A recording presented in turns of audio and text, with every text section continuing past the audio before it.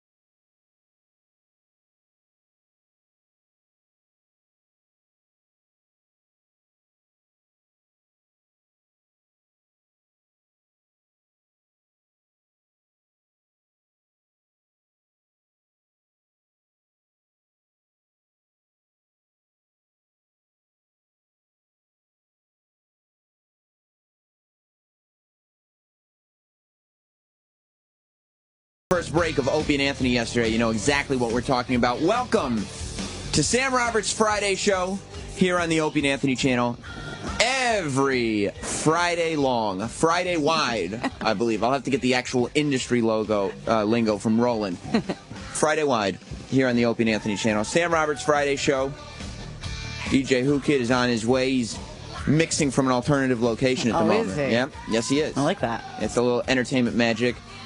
Nicole Ryan is here. The kids are still cheering for him, though. There's something so weird about Nicole Ryan is here. Yes, thank you. You might know her as Nicole from the Morning Mashup. By the way, speaking of you being from the Morning Mashup, will we be able to do the entire Friday show today without your boss pulling you out of the studio? I believe we will. He's not in the state, so we're good to go. Okay, so that's the reason. Yeah. That he won't. Last week, it's a lot of love. Last week, Nicole was pulled out of the office, out of the studio, live on the air twice, and I was thinking about it. And at first, I was annoyed, but then I realized what was going on. Yeah. I have a good relationship with your boss. He loves you. Yeah, he actually said, "I love Sam." Right. No, I believe that. And I realized at first I was like, why is he fucking with my shit? Like I'm doing something here. But then I said, wait a minute. I just figured it out. He sees Nicole, and Nicole's like, oh, she just plays around on the radio with Sam. That's fine. And I'm sure that what happened was last week he finally turned on Sam Roberts' Friday show. I was like, this is awesome. And he goes, this is a great show. This is... You got it. This is significantly better nail on the head than most of the programming on Sirius XM. This is not good for me. Right. Like, this is... I considered Nicole one of my franchise players when I built the Morning Mashup. There's a good chance that she's going to get taken away and swept away with this Sam Roberts hurricane that is just blowing through Sirius XM. And so I realized that it was actually a compliment. Yes. To me and everything I've accomplished. You know what? When he pulled you out of here. You got it. So I appreciate that. But what I was talking about in the hip-hop mix, and I think I was talking to DJ Whoo Kid about this a couple of weeks ago, like kids cheering and the splashes and stuff that he puts in all his music. All the hip-hop DJs will put little sound effects like that in their music on the radio. So like every hip-hop station and most pop stations, they do at night and on the weekends, they have a DJ come in and mix and play sound effects. Right. And I think I'm just so eager to say, yeah, you're cool, because if I say you're cool, you'll think I'm cool. Okay. That I've always been like, yeah, that's of course, yeah. But you don't really think it's that cool? We play a little kid cheering. Well, I knew because my wife goes, we were listening to Whoo Kid show a couple weeks ago, and my wife goes, all I want to do is hear the song. Right, no sound effects. Why does he keep playing monkeys making sounds and kids cheering? This is so stupid. I actually welcome those sounds. I don't like that blowhorn. You know what they always do in the hip hop channel? It's going down, New York. I don't like that.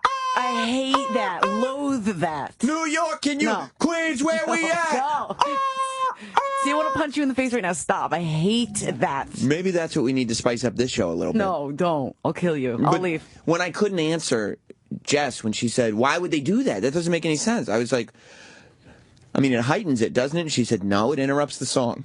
And I was like, well, Jess, we in Westchester! Yeah, she loved that. And it was like, no, it doesn't heighten any conversation whatsoever. But I feel like in hip-hop and that whole industry that sometimes one person would just do something. And they're like, oh, that's different. I guess, yeah, I could do that. Right. And everybody starts doing it and just is accepted. Yeah. It would explain the ridiculous fashions and the styles. Right. Like when they start wearing the most ridiculous jewelry. Right. Why did they go through a time when their pants were below their assholes? Right. And now they all wear skinny jeans? Yeah, what is that? The hip-hoppers, I mean, when I say they all. Like Wayne. Lil Wayne totally rocks skater gear now. I mean, not only skater gear, but we were playing, all the 80s hair metal coming in today, and Whoo Kid was familiar with all of it, because he dresses like an 80s glam rocker, does Lil Wayne. And then everybody just starts doing it. I don't think that the thing to do in rap culture is to question why we're doing something. It's just okay, yeah, that's cool now, I guess. That's cool. Now I really want to see him in an 80s hairband wig. Can we get one for him to go along with his 80s gear? I don't see why not. We'll ask. Okay. He's on his way in, so we'll ask when he gets here. Cool. Let's go to Frank in the Bronx. Frank, welcome to Sam Roberts Friday Show. Great show, Sam. Great show. It's like I hate when they interrupt music and they're like, yo, come on, you feel me? Bam, bam, bam, bam. Yeah, you're like, I was feeling you, but then what I was feeling was the music, as it turns out, not you shouting. And then they play the explosion, like, just to mix up the records because they can't mix. Yeah, and everything's recorded, and they throw the explosion in the middle of a mix so it doesn't sound so bad. It's just like in the middle of two Jay-Z songs, the guy will just come on and go, New York, Jay-Z is going down. You hear me in the Bronx, bitches? Yeah. It's like, yeah, I'm sure they hear you in the Bronx, but I'm in Scarsdale, and I hear you too. Like, I was trying to hear the music before. Yeah. Yonkers in the house. Y-O! Y-O! Pew, pew, pew! Are those lasers? Stop with that sound. Wong, wong. He's got lightsaber sound effects now. I don't understand what any of this has to do with what we were doing. Thanks, Frank. Frank understands. I don't know if it's just a New York thing. He's in a great mood. I think it is, actually. Or one of the main places that it happens. But like in the South, they go crazy too. Everything's crunked up. Well, no, crunk down. Isn't crunk like when they like slow it down because of all the scissors? I have no idea. Yeah, that's right. They're all drinking cough syrup. So I guess, yeah, they slow all their music down. Don't they? And be like, yeah, this is great, huh? And everybody goes, yeah. And there's one person that's got to be like, no, but I can't say no. Right. Like, I just kind of have to go along. Yeah. Chris in Houston. Hey, just want to ask Whoo Kid a question. I mean, the guy's hilarious. Love the guy, but Yeah. I don't think it's so much respect from being. I mean, he's kind of the funny guy, and he calls himself like he's a self-proclaimed pussy. Right. That doesn't seem to fly in the world he lives in. No, you wouldn't think so, but like he does it in such a way. He does the same thing. Like he does it in such a way that you can't tell if he's being serious or not. You can pull off being charming about anything. You can literally say anything. Right. So it's a gift. Yeah, I think it's a gift. Like, if I came on the air and was like, yeah, you guys know I'm a pussy, everybody would be like, yeah, we know, Sam, that you're a fucking pussy. That's why we don't like you. And I'd be like, oh, it didn't work. So he's like a court jester for the rap community? That's it. Perfect explanation. And you know what it is? Thank you, Chris. He makes people think that he's a moron, and then people feel comfortable with him. He's like Jessica Simpsoning? Yeah, but Jessica Simpson's a moron. Okay. Brian in Philly, what's up? And nothing's worse than when they do like the Jerry Maguire thing and they take all the quotes from the movie and put it in the song. I love that. That drives me nuts. No, I hate when they put Jerry Maguire quotes in rap songs. They don't do that ever. Yeah, I hear it all the time. That's what's hot in the streets right now. Screets. Yeah, in the streets. Yeah. It's like a Jay-Z song, and then it fades down. Yeah. And then you just hear, you had me from hello. Oh, God. You go, what? Boom. We're hot in these streets. No, that's not what happens. When did they do the Jerry Maguire thing? That was in a Bruce song, right? Yeah, Secret Garden. Secret Garden? Look at how Right, E-Rock just Every stood top up. 40 station used to play that remix. Now, was that on the soundtrack to the movie? Did they add in the movie sound effects? I don't remember if it was on the soundtrack. I think it was something that was special made, and then just every kind of radio awesome. station played it. Oh, it was one of those classic radio deals where you figure one station must have made it, and then every station takes credit for it. Oh, my It's kind of amazing, I'm not going to lie. Like when Puff Daddy's song, I'll Be Missing You, came out, and they remixed it with The Police. And it was That big was here in awesome, New York, too. and then all of a sudden it went all over the country. Oh, yeah. Right. One guy did it, and he gets no credit. Jay in Salt Lake City, welcome to Sam Roberts Friday Show. What's up, Sam? Big fan, new listener. Awesome. You know what's the worst is the hype man for the DJ. Yeah, like I get All he does is yell on the track. You know, and he always has like a catchphrase, like a let's go. Right. Let me fucking get up. But shut the fuck up so I can listen to the song. But then you find that like there are guys like Lil Jon who people now show up. You have to if you can figure out a good catchphrase as a DJ. And then get Dave Chappelle to do an impression of it, you can really get over. Like, nobody shows up to Lil Jon parties to hear any music he's playing. They're just waiting for him to go. Okay. Right. Yeah. They're just sitting there going, say it. Say the line. And he just picks up the mic. Yeah! Woo! Yeah. Yeah. Thanks, Jay. Let's go to another Jay. Jay in California. You're on Sam Roberts Friday Show. Yeah, all these DJs do this shit because none of them can actually mix. They don't know how to blend tracks from one to the other, so they hit it with the sound effects to make up for the fact the tracks are all off. That probably is what it is. Like, they just don't that way. Well, if I throw in like a tidal wave, right, I don't actually have to mix the two sounds together. Like a dentist drill right here. That could sound, awesome. Right. Going from like a 80 BPM to 120 BPM track, and they're just like, don't say right. Don't say right like you know anything about BPMs. Right. Yeah, totally. I know exactly what you're saying. Nicole and I DJ every weekend. Bill in Kentucky. Sam, what's going on? Sam. What's up, buddy? Hey, man, I just thought you should know that I had the misfortune of listening to a little bit of Jay Thomas's show right now. Mm-hmm. And he is talking a lot of shit about Opie and Anthony, about how they bitch about their squeaky chairs, and just I thought you should take a note and maybe let the boys know, and The tattletale. I will. Yeah, I love snitches. You do? Yeah, I don't mind snitches at all. I appreciate that, Bill. We'll give it a listen. We'll find it. Yeah, we'll find it. Thanks, Bill. So I guess this. I don't know whether to start with. I guess with Nancy Grace. Oh my God! What in the? Have you seen this clip? Yes. First of all, Nancy Grace had her Nancy Grace boner because there was a missing child. Do you remember? Did you see what city was this coming out? I don't know. It was the most upsetting thing I've seen in a long time, actually. What do you mean it was upsetting? Her little interview with that dude. Oh, the whole thing. The whole thing. Finding out the kid is like, and then it was in Detroit, and Nancy Grace, who we all know loves nothing more than something tragic happening to a kid, so she can invent a hashtag out of it, is on the air, and she's talking to the kid's dad. Yeah. And the kid's dad is on the air basically to plead with people to pay attention to what's going on with this case in Detroit, give it national attention. Right. And he says he wants to find his kid.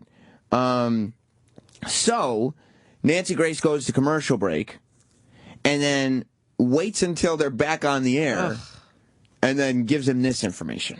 Out to the father of the missing 12-year-old boy, Charlie. With me is his father, Charlie Bothell. Charlie, we're getting reports that your son has been found in your basement. Oh, my God. Sir?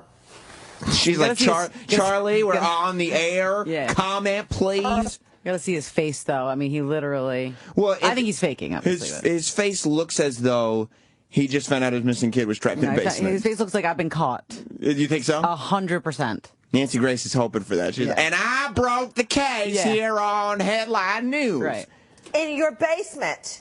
And she's just like, and if he's not responsible for this, the fact that he's like pausing, like if this is real. Right. And he didn't realize that his missing kid was in his basement, then I would think that you would have to pause to like, let me collect myself here. I just found out my kid that's been missing. This kid's been missing for 12 days. Right. And she gives him the news on television that it's in his basement. But she doesn't want to give him the second to collect himself. No. Sir! Like, answer. Speak up. What do you think of that? Speak up. In your basement. Poor schmuck. Sir? Mr. Bothell, are you... What? Yeah, we are getting... What? Like, how, like, so insensitive of her. Yeah, sir. Well, she's not a human being. No, well, we know that. Like, reports that your son has been found alive in your basement. What? Yes, funny, that's Sam. what, if you could hear me... Don't laugh. It is funny if he's faking. Thought you were laughing at him going, what? Well, that's funny if that's if he's being disingenuous. That's true. Right? He's like, that's a little overacting. All right, you got a point. He's either got like amazing news or he's a terrible overactor. And if it's B, it's funny. So there's a 50% chance right now that as we go down in history, my laugh will be justified. Okay. In your basement. What? Yes, that's what, if you could hand me that wire very quickly. Yeah, we're getting that right now from yeah, how could your son be alive in your basement? It's like hyperventilating. Oh, shit. Yeah. I have no idea. Faker. You don't believe him for a second? Kind of don't. Why? Because how do you not know your son's in the basement? You didn't check the basement. No, because they did. They checked 3 times, allegedly. I would have checked the basement. I gotta be honest. I would check all rooms in the house. Yeah, I would hope so, Sam. It's your kid. I would. I wonder if they tried his cell phone just to see if they could hear it ring somewhere. Like, you know when you lose your phone and you call it to find maybe they didn't do that. He was like in a barrel or something. In the basement? Yes. With his phone? Oh, my God. Now, this is just a report that we are hearing out of Detroit that we're trying to confirm. God, everybody please. in New York, please get on it. Let me know when we get Charlie Langton from WWJ. Sir, did you check your basement? Nancy, I knew there was a reason I came on this show. God damn it, I always forget to check the basement. Oh, my God. She must have loved... Because either way, whether she's found... Right. Whether she's dumped the news on this guy that his kid is okay, or she's found out that this guy's a scumbag. She's happy either way. She's loving it. Yeah, it's true. She is, I think, the worst thing to come out of the whole O.J. Simpson thing. And they're two dead people. She's not a good person. That's not how I would describe her. No. Let's go to Andy. Andy in Memphis, welcome to Sam Roberts Friday Show. Sammy, Bigfoot. Hey, if you listen to that video, you hear the guy under his breath say, "Oh shit," right after she tells him. Wouldn't you? Go back and listen to it again. Yeah, we'll go back a little bit. Thanks, buddy. And listen to that. And you wonder, because nobody has gotten, like that clip that says, well, he cursed on television. That hasn't been the story. No. I'll bet if they find out he's faking, they'll be like, not only was he faking, but he said a dirty word on TV. It's okay to say it if it was, but no, not if it's fake. We are hearing out of Detroit that we're trying to confirm. God, everybody please. in New York, please get on it. Let me know when we get Charlie Langton from WWJ.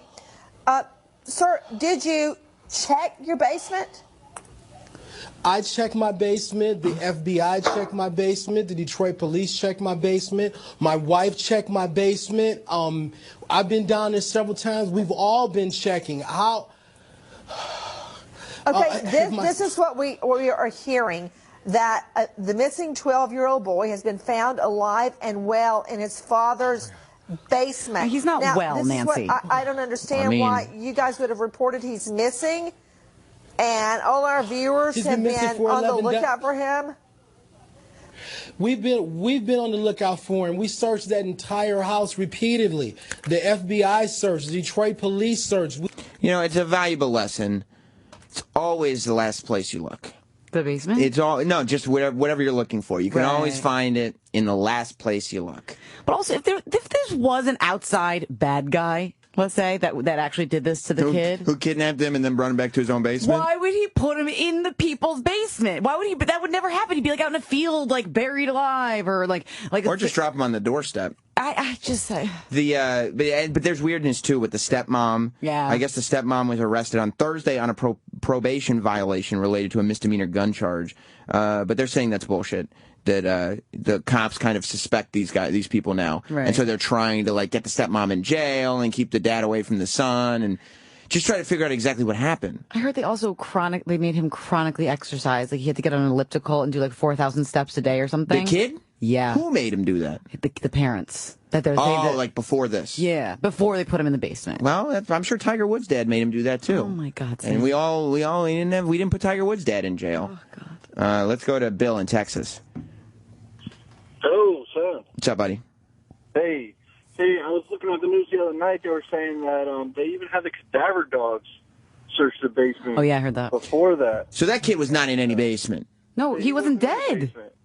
Yeah, but if a cadaver dog could smell a live person as well as it could a dead person. But if they're a cadaver dog, aren't they supposed to smell a dead person? A person's a person. Okay. Right? I don't know. I'm sure they're just smelling. They would find the person, right? Yeah, but a dog could definitely smell a person. If a dog could smell a dead person, it could smell an alive person. All right. That's ridiculous. Maybe they were trained only to find dead people.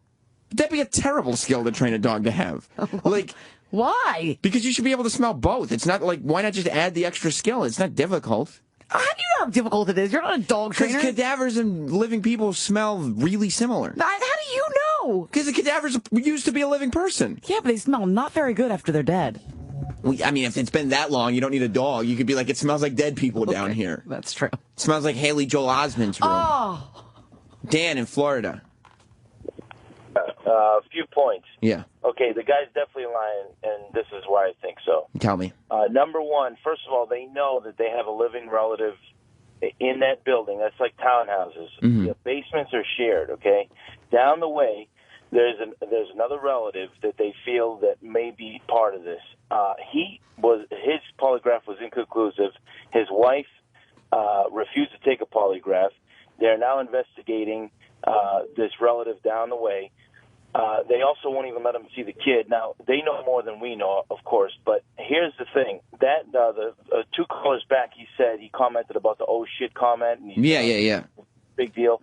But there's more to it than that. Mm-hmm. When you are notified of this information, you don't say, oh shit. You say, thank God.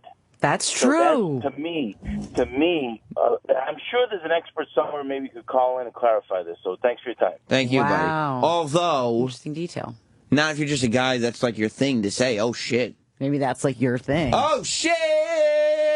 Good news, bad news, you always say that. Right. Right. Like, and he, or he was saying, oh, shit, there's a missing kid in my basement right now. Even if I'm innocent, this doesn't look good. Right. Could be, oh, shit, I'm caught, like I said. Yeah, I mean, if you found out your kid was missing. Yeah. Even if you are innocent of everything, and they're on TV and they go, the cops just found out your kid, he's in your basement. Your first thought is, oh, thank God. Your second thought is, oh, shit, this, regardless of what I did, this looks terrible. It's true. Somebody is framing me. Right. I'm wondering if anybody's asked the kid, because if the kid's still alive, he might have some insight into what happened to him. You know what? They probably didn't think of it. Right. They probably didn't think that he would have a first-person perspective. Oh, God. Because you'd think he would just be able to answer every question. You'd hope. Yeah, did your dad put you in the basement? No, somebody else did. Oh, who was it? Oh, it was Larry. Okay, Larry's the one. Kevin in Houston. Hey, guys, how's it going? Good, buddy. I know exactly what happened to this kid. Good. He went to a fair and was in front of a Voltar machine and made a wish. Big. You know, it's true. Funny. No, it is, because there's the Baskins case, which happened in New York. It was very similar to this, where a kid disappeared for days and just showed up in a grown man's suit, smelling like Tom Hanks. So, one of my favorite movies, but that's not real. It's make-believe. I don't know for sure. Yeah, I don't know. There could have been documentary elements to it. Ed in New Jersey. Hey, Mr. Sam Roberts. What's up, Great. How are you, sir? Good, buddy. So, I hate to burst your bubble, and I hate to go against you. Yeah, me too. I hate it when people do that. A cadaver dog is specifically bred and trained to sniff out death and decay. What now? Well, what now, Sam? But can't you just smell that anyway? So smart. So it's gotta smell like just the first signs of death and decay. Yes. All right. So smart. All right. Say it. All right. I'm right. Say it. No. See, I'm wrong and you're right, Nicole. I'm not gonna say that just because that caller said that. Well, he clearly knows something about cadaver dogs. I wouldn't say that's clear to anybody. DJ Whoo Kid just walked in. Did you hear about this story that we're talking about? What up, dog? We're talking. The kid in the Thank you for the basement. intro. The kid. Did you hear about this? Nancy Grace announcing to the father on television that his missing kid was in his basement. No, You didn't hear? Oh, you got to play for him. All right, let me just play you the top of the clip one more time real quick. Play that shit. Out to the father of the missing 12-year-old boy, Charlie.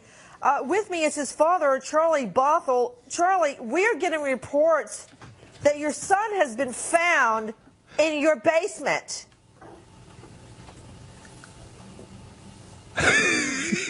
Sir? Mr. Bothell, are you... What? Yeah. So funny. And he's trying. Well, it is funny because he's trying to come up. It sounds more and more like he's a big flying phony. Yo, that is funny if he's lying. Fucking hilarious. Right. Okay. Thank you, Whoo Kid. Jim. The son is dead, right? No, he's alive. Oh, I thought the nigga was dead. Okay, you thought he was funny. No, he's alive. That wouldn't have been funny if he was dead. Okay. It sounds funny if he was dead. No, it doesn't. Jim in Virginia. Hey, primetime Sam. Pleasure to talk to you, sir. You too, buddy. Nicole, plug your ears. Okay. That friggin' Nancy Grace ought to be shot in the fucking head. Nothing but a goddamn headline hunting bitch. I mean, supposedly, if this asshole is actually being honest and didn't know where the fucking kid was, right? She goes and drops an unconfirmed report, like she says, holy shit, your son's in your basement. Well, there's... Oh, shit, we're going to have to verify this. Yeah, there's no way that she didn't get this information verified at least on a commercial break. But she obviously waited until they were back before she said anything to the guy. Like, she waited. She was like, no, we're going to do this on the air. We got to do this in front of America. In front of America. America. By the way, that guy was such a gentleman. Who? He wanted me to plug my ears. He didn't want me to hear anything. You know. There. Yeah.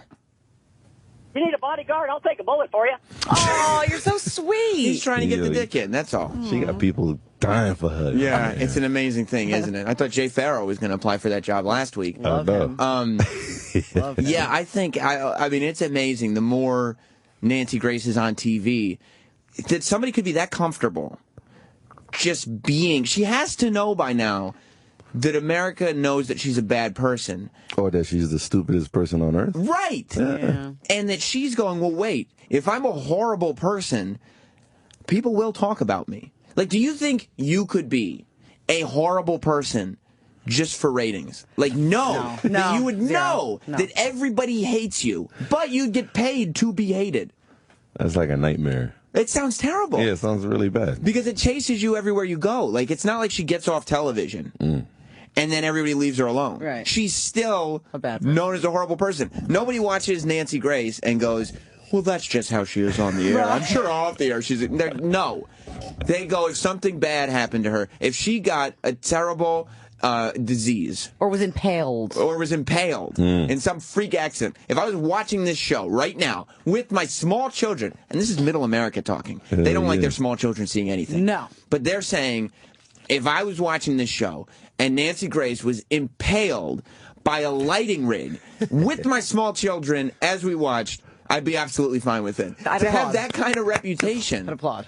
I don't know how much, and she's working for Headline News. How much money could she possibly be making to be this horrible? I'm mad the kid didn't die, though. It would have been more funny. No, Whoo Kid, we're off that. Like, I don't know why you got to bring it back there. Because imagine asking that question and she paused so long, but the kid was dead down there. She didn't know. That would have been more funny. No, it wouldn't have been more funny. It would have been awful. Listen, we gotta take a quick break. We got a lot of stuff to cover today. Dog the Bounty Hunter. We're going to hear from him. That's the nigga right there. Later today, Olivia Munn, we'll hear from her. And in studio live joining us, you know, we like to have comedians come in on this show. Taylor Williamson, who came in second place last year on America's Got Talent. Oh, wow. I ran into him yesterday here.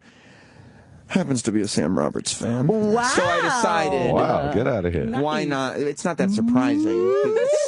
So now it sounds like I don't have a lot of fans that have anything going on. Kiss me. There are a lot of people that listen and that are into what I'm doing. Hell yeah. But he's going to be coming by to hang out with us in just a little bit. And there's a lot of stuff to get into. We'll talk about Shia LaBeouf like everybody else. And then the fact that we're all over like all the media now. Yeah, let's talk about that next because I don't know if you know about this, but some famous niggas, man. Sam Roberts Friday Show is getting media attention. Shut up. Yeah. That's 100% true, Nicole. You wait till your boss finds out about this. You're going to be thrown out of this studio because we're taking this to the next level.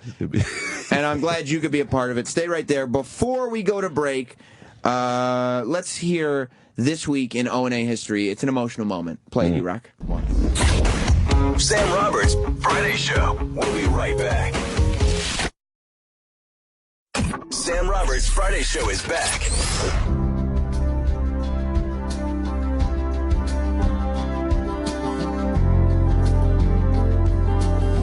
I hope this is the movie quote version. It's not. Welcome back to Sam Roberts Friday Show. I looked. I'm sorry. Really? I was just reading some tweets. At Bitter Chick. Yeah. Currently aggravating my 72-year-old dad with DJ Whoo Kid's devil music mix. So you have an effect on the people. Hey, that's good, man. Yeah. That was very devilish. I bet he secretly loves it. Yeah. Vino and Rich are bringing the Dude Bros by here. Dude Bros everywhere. Scary. And then you got me bumping Rat, which was kind of very weird. You liked it, though, didn't you? Yeah. You know, I mean, everybody's talking about this Shia LaBeouf story. It's funny about the Shia LaBeouf thing. Like, every website and every news channel is talking about Shia LaBeouf. He got drunk. What do you think? He wasn't drunk? I think he's mentally ill or he's doing drugs. Like that behavior is like hallucinogenic, or like He was in a different universe. Yeah. Yeah, well, apparently he went to cabaret and started heckling, and then he got kicked out, and then he asked the cops the quintessential Hollywood question, do you know who I am? It's my favorite. Yeah. I'm never going to help you. It's only going to hurt you. What drug was he on? Did they put that out? No, I'm just speculating. Right, they're saying that he was going to bars. Like, he had World Cup fever, as we've all come down with, and he was drinking. And then, but, like, the thing about it, it's so funny, because guys like Nancy Grace, we were just talking about, and Shia LaBeouf, these are people who everybody has such a great time shitting on. And they should be shat upon. I don't have any problem with that. But, like, we live in this anti-bully culture, right, where it's so bad to bully anybody. And if you get caught bullying somebody, you're in trouble. Go to jail, motherfucker. Right, you go to jail. Yeah. But, whack, yo. But Yeah. there's a handful of scapegoats. The minute anybody does anything that is societally and morally wrong, everybody can just bully the shit out of them. Like, it doesn't matter what you say. You can say whatever you want about Nancy Grace. You can say whatever you want about Shia LaBeouf, and it's no problem. You're like, yeah, no, you're right. Whereas if I said that about some guy on the street, like, aha, look at this idiot. Sam, what are you doing? This is not we don't bully here. Like a fat girl with pimples. Right. If I said something about a fat girl with pimples, Whoo Kid, you would laugh your ass off. Yeah, but I would say you're a jerk for doing that because you feel bad for them. These people have everything at their disposal, every opportunity, money. But what if he's mentally ill, Nicole? Well, what if he's mentally ill? What if he can't control what's going on with him? If we find that out, then I will tell you to stop it. I'll call you a bully. What if his mental illness is as hard to control as the pimples on the fat girl? She can't control her greasy pizza intake. Oh. So if my cousin came here and she was fat, Nicole, and she had pimples, she looked horrible, you wouldn't laugh at her? No, I would not laugh at her. Would you? It's your family. Hell yeah. Good for you, Whoo Kid. No, Whoo Kid's right on this one, Nicole. You're way off base. Because all this torturing transformed these stars into who they are. Like, they changed themselves, and now they're, like, super famous. Their bodies shrink. It's true. You know, maybe surgery. I don't know. It's true. But it is, like, it's also funny that, like, how there are some environments where that behavior's okay and some not. Right. You go into a Broadway play like Cabaret. Yeah, it's not. And you start yelling at the performers, and you go to jail. He was smoking butts. He was screaming. I mean, it was bad. But you go into a comedy club. Right. And you act like Shia LaBeouf. Well, there's one every show. And one of these hecklers. Oh, wait till the comedian deals with him. It's like, what? So you could just do that at a comedy show, but if you're famous and you do it at a play, you're spending the night in jail. I'm just like dying to know, like, what provoked him. Like, it's like the oddest, like, Nicole, Cabaret. He still is on his same campaign. Remember, he's the guy who walked around with a paper bag on his head to not get photographed. Oh, yeah, that's I'm not right. famous anymore. The reason that he got intoxicated, went to a Broadway show, started yelling at the top of his lungs, and got into a fight with some police officers, and apparently, I saw on TMZ, was chasing a homeless man through the streets because he claimed the homeless man stole his hat. It's because he doesn't want the attention. He's done being famous. He doesn't want people looking at him, so he does stuff like that. I heard his shirt was all ripped up too. Like he was just like straight up a maniac. Yeah. I mean, he's not so mentally ill that when he got out of jail and the paparazzi followed him all the way back to his hotel, he knew to shut the fuck up. He didn't say a word. Right. So he's not. He's sobered media up. trained. He's already hooked So up. he's not mentally ill then. He's fucking drunk. He's an ass. Right. Yeah, he's media trained. This is the guy from Even Stevens. Okay? Apparently these Disney shows are not good for people. Raven Simone is going to start, going to concerts and That's just my trying girl to right disrupt the stage. Is she your girl? Yeah, she be eating pussy, too. That's true. She's a lesbian. She is. Lesbians do munch box. She kept it on a low for a while, but Yeah. You knew, right? media training. You know why Whoo Kid knew? Why? She wouldn't suck his dick. Right, he tried. And anytime a woman won't perform oral sex on Whoo Kid, Well, he then says, must be a lesbian. She's a lesbian. Well, she ate my girl's pussy, so. Oh, okay. Oh, okay, that's how he knew. Sorry. That makes sense. That makes sense. But speaking of all the press talking about people, an interview that Kris Jenner did got picked up by a few outlets, didn't it? Yeah, Whoo Kid? we are famous. It's very humble of you. Got our white on. Yeah.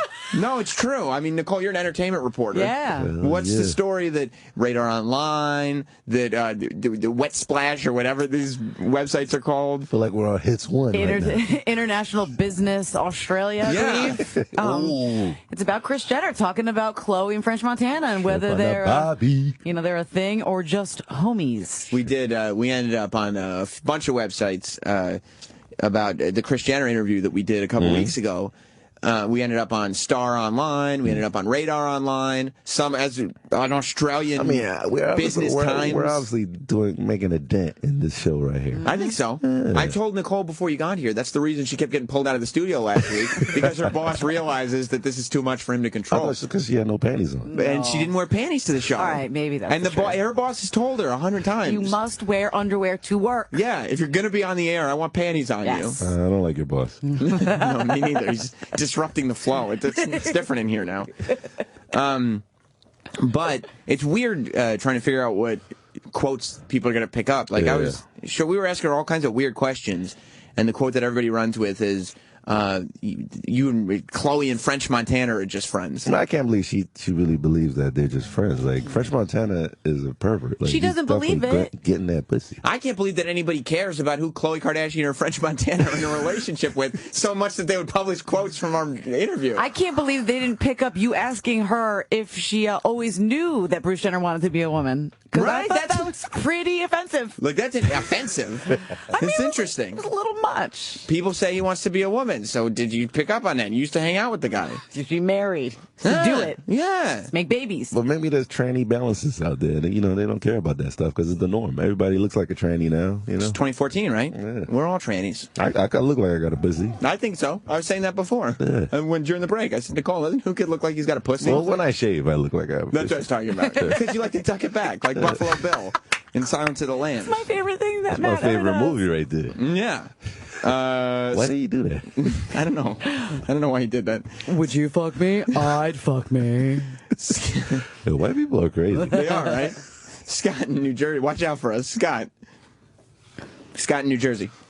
Hey, Sam. What's up, buddy? Was thinking you think whatever his name, Shia LaBeouf is doing this because the Transformers movie's coming out and he's got to, getting that promo. He's not involved. Yeah, he's not involved in the Transformers. I don't think movie? he's in this one, right? I don't know. He is out, That's Eric? why they have Mark Wahlberg. See, so maybe he's sad. He's That's right. a major improvement from Shia LaBeouf. Like, if you could get Mark Wahlberg from the beginning, why'd you get Shia LaBeouf at all? Just get Mark Wahlberg from the get, right? Because you couldn't get them for the launch of the franchise. Right. After the franchise. Oh, then you got the money? Then then you got the reputation. Right. What actor's going to want to do the Transformers? Well, we should have, I think Ben Lyons is going to be calling in today. Oh, for real? So we'll be able to talk some movies with him. But speaking of guests and the Kris Jenner thing, I wish that every interview we did we could just do it live in the studio. We're only on one day a week, though. Yeah, well, so, a lot of people are doing their press during the week, so I get to sit down and talk with them, and I like to bring back just a couple nuggets for us to chew on. I talked to... So spicy. I'm hungry, It is, right? so... Yeah, I thought so, too. It's metaphorical nuggets. I don't actually have physical... Oh, okay. Yeah, no, nothing physical. I talked to, Olivia Munn. She's on the Newsroom. She used to be on G4. Right, some people know her as the bitch. Well, she's a video game geek. No, yeah, she's a video game geek. I've always been impressed with her sexting. Yeah, she'd sent some great naked texts with funny little captions. Not funny, very creative. Yeah. I mean, I could never think of the things that she wrote in these text messages. I mean, they were filthy.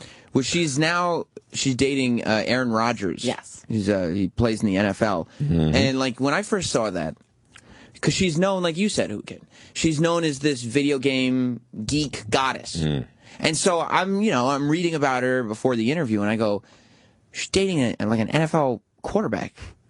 Like, that's the worst thing you could do to geeks. Can you imagine, being a geek and having a crush on Olivia Munn and then finding out that she's dating a football player? Like, fuck. No, they do get all the girls. I talked to her about just that. Now, did the geek fan base that you had accumulated over the years, the loyal geek fan base, did they get upset that you started dating the jock? That sounds like the ultimate betrayal to me. I think if anybody knows Aaron, he's not the typical jock. I think he definitely be more of he's more similar to the nerd group than being. He just knows how to throw a football really well. So that's the message that we get out there, that there are nerds that play football. Yeah, aren't there? I don't know. Do I look you play like football? I've ever? No, believe it or not, Olivia, I've never ever played a game of football in my life. Yeah, I don't know how to spiral a ball. The similarity is that he's just a really nice guy, and all the nerds and people that I've ever come in contact with are just really nice people who aren't. He's not a big party guy, and I'm not a big party girl, and he's just like everybody else. I've had a thing. Really? Like at first, I used to. Come on. I've had a thing for a long time where Sucker. it's like who's what? Like honestly, I don't think good-looking women can actually be nerds. Now, if you're going to now tell me that football players can be nerds, I don't think so. Yeah, that's what she was trying to say. No, he's that she's with one football player Aaron that's a Rodgers, nerd. come on, man. The whole reason that you develop nerd obsessions is because you're like me and E-Rock. You have no athleticism about you whatsoever. Right. And you realize that the sports thing is just not going to work. And you need like, whatever, motherfucker. you need something. I used to. Exactly, and then you became a nerd. You know, he's No, not you playing. don't become. You always are deep down. Yeah, but you I wouldn't. faked a jock for many years. Okay. Oh, you were in the closet. He was a closeted nerd, but I don't think like a real jock could ever be a nerd. I mean, why would you? I feel like now that I think Sports about are it, nerds too. Aaron Rodgers is kind of nerdy on the spectrum of NFL players. Like I look at him, he doesn't like ooze sex. Like Tom Brady oozes sex to me. Yeah, but he like, oozes sex compared to like me. that is not true, Okay, Sam. all right, enough. Enough. Like, yeah, he oozes a lot more sex than the people who sit around playing video games all day. He's kind of like Shreky, like very like oafy. Like, if he were in a comic book store, Right. would you be like, who's the sexy guy in the comic book store? Or would you be like, oh, look at all these nerds in here?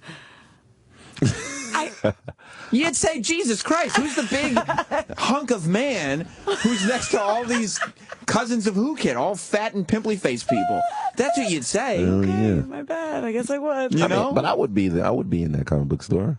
You would? I'm a Well, sexy you're guy. a nerd. No, he's not. You're a Hell fucking no. dork. I get mad bitches. That's He likes true. Kid Robot. That's true. Yeah, but you like Kid Robot because they pay you. That's a whole different thing. I could grow to like it after they pay. So you think that the nerdness has gone across borders now? But you know what the difference is? Like when you're talking to a nerd, there's always that threshold like that you can't get past. Like you're interested in video games, right? I love them. And I could start talking to you about video games, but there's a certain limit. There's like, and it's real quick, and it happens right away. Where if I kept talking, Right. and I kept bringing up details, you'd be like, oh shit, he doesn't fuck bitches at all. Like he knows way too much. Yeah. He knows way too much about video games, and that's what being a nerd is. It's not just enjoying video games when you're not having sex with a woman. It's playing video games obsessively because no women will have sex with you. And you're just too informative. It's like, shut the fuck up. Exactly. I just feel like just because she had a nerd like fan base, and just because she was like on a nerd show doesn't mean that she was ever really that nerdy. I mean, she wasn't. Sexy. She too. was just a hot girl on a nerd Yeah, but show. she tried. No, on a channel. The G4 channel Right. made her Attack of the Show or something. made her a big deal because she was a decent looking girl on a nerd channel, and then all of a sudden she became super sexy. But when you compare her to other TV stars and movie stars, She was at the forefront of good-looking nerds because it was like she was the representative of geeks. But I mean, I don't think athletes and good-looking. I don't think good-looking people can really be geeks because unless they're so geeky. I've met a couple of good-looking geeks, and you forget that they're good-looking. You sure, Sam? I don't know, man. Yeah, I've met a couple of good-looking geeks. Sam lied right now. And I'm not lying. I've met a couple of good-looking geeks. All right. But as you're talking to them, you forget that they're good-looking because they're so geeky, and it's weird. But they easy. They give up the pussy quick. They do because they don't know they're good-looking because they're so geeky. But Olivia Munn, you could tell by her personality. Like she stutters. She has a small mouth. She has that nerdy. She has a small mouth. Yeah. Do you find that? You study mouths. Like she'd be like she's like C-3PO or Wait, something. is there medically? Do you know that the small mouth translates? Don't to have me nerdum? call my medical nigga. And now, an update from DJ Whoo Kids. Medical N-word. Well, you know, like I said, the mouth is small, and it comes with a small tongue. And this is what I've been observing. I've interviewed her twice, and I went in her mouth. So you know, and she has those pigeon tongues. You know what I'm saying? Like it's like sharp. Let me go to Mike. Oh my god! And I mean, who kid knows medical? Nigga. Yeah, so Yes. he's informed. He said it, not you. That's why we have that production. You heard it first. Yeah. Mike in Connecticut. Hey, how's everybody doing today? Good. Sam, congratulations on the show. Thanks, man. I was a 3-sport athlete all through high school, but I've but I've also always been into technology. I've always had I had my first computer when I was, 5, 6 years old. Never turned in a written paper, handwritten paper anywhere through school. And how old are you? 4 years, right now I'm 34. Oh, Jesus Christ. So you were because that's not too far away from the age of anybody in here. So we know, I know the first half of school, nobody was typing papers because we didn't have computers yet. Oh, no, I was turning in typed papers in first grade. What a nerd. Nerd. Yes, huge nerd. Yeah. But like I said. What 3 sports?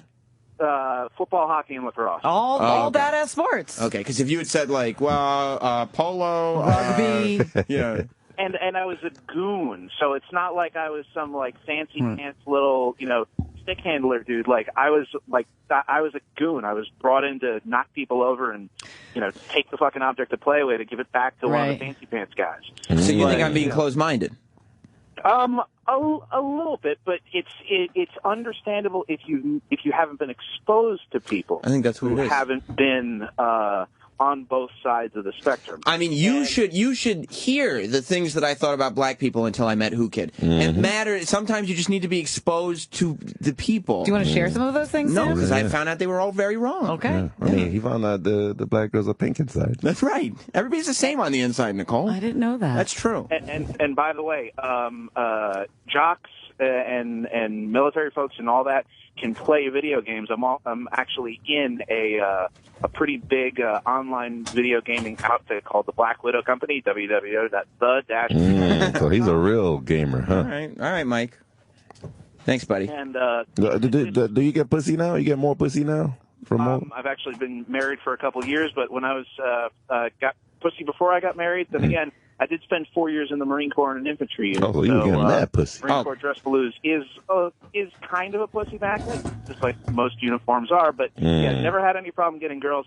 But before I got married, I was 6 feet tall, 210 pounds. Wow. So you're fucking badass, dude. Don't be humble, but you're a fucking badass. Who is also a nerd. I think that's incredible. I used to be a badass. Now I'm just a really good technology sales guy.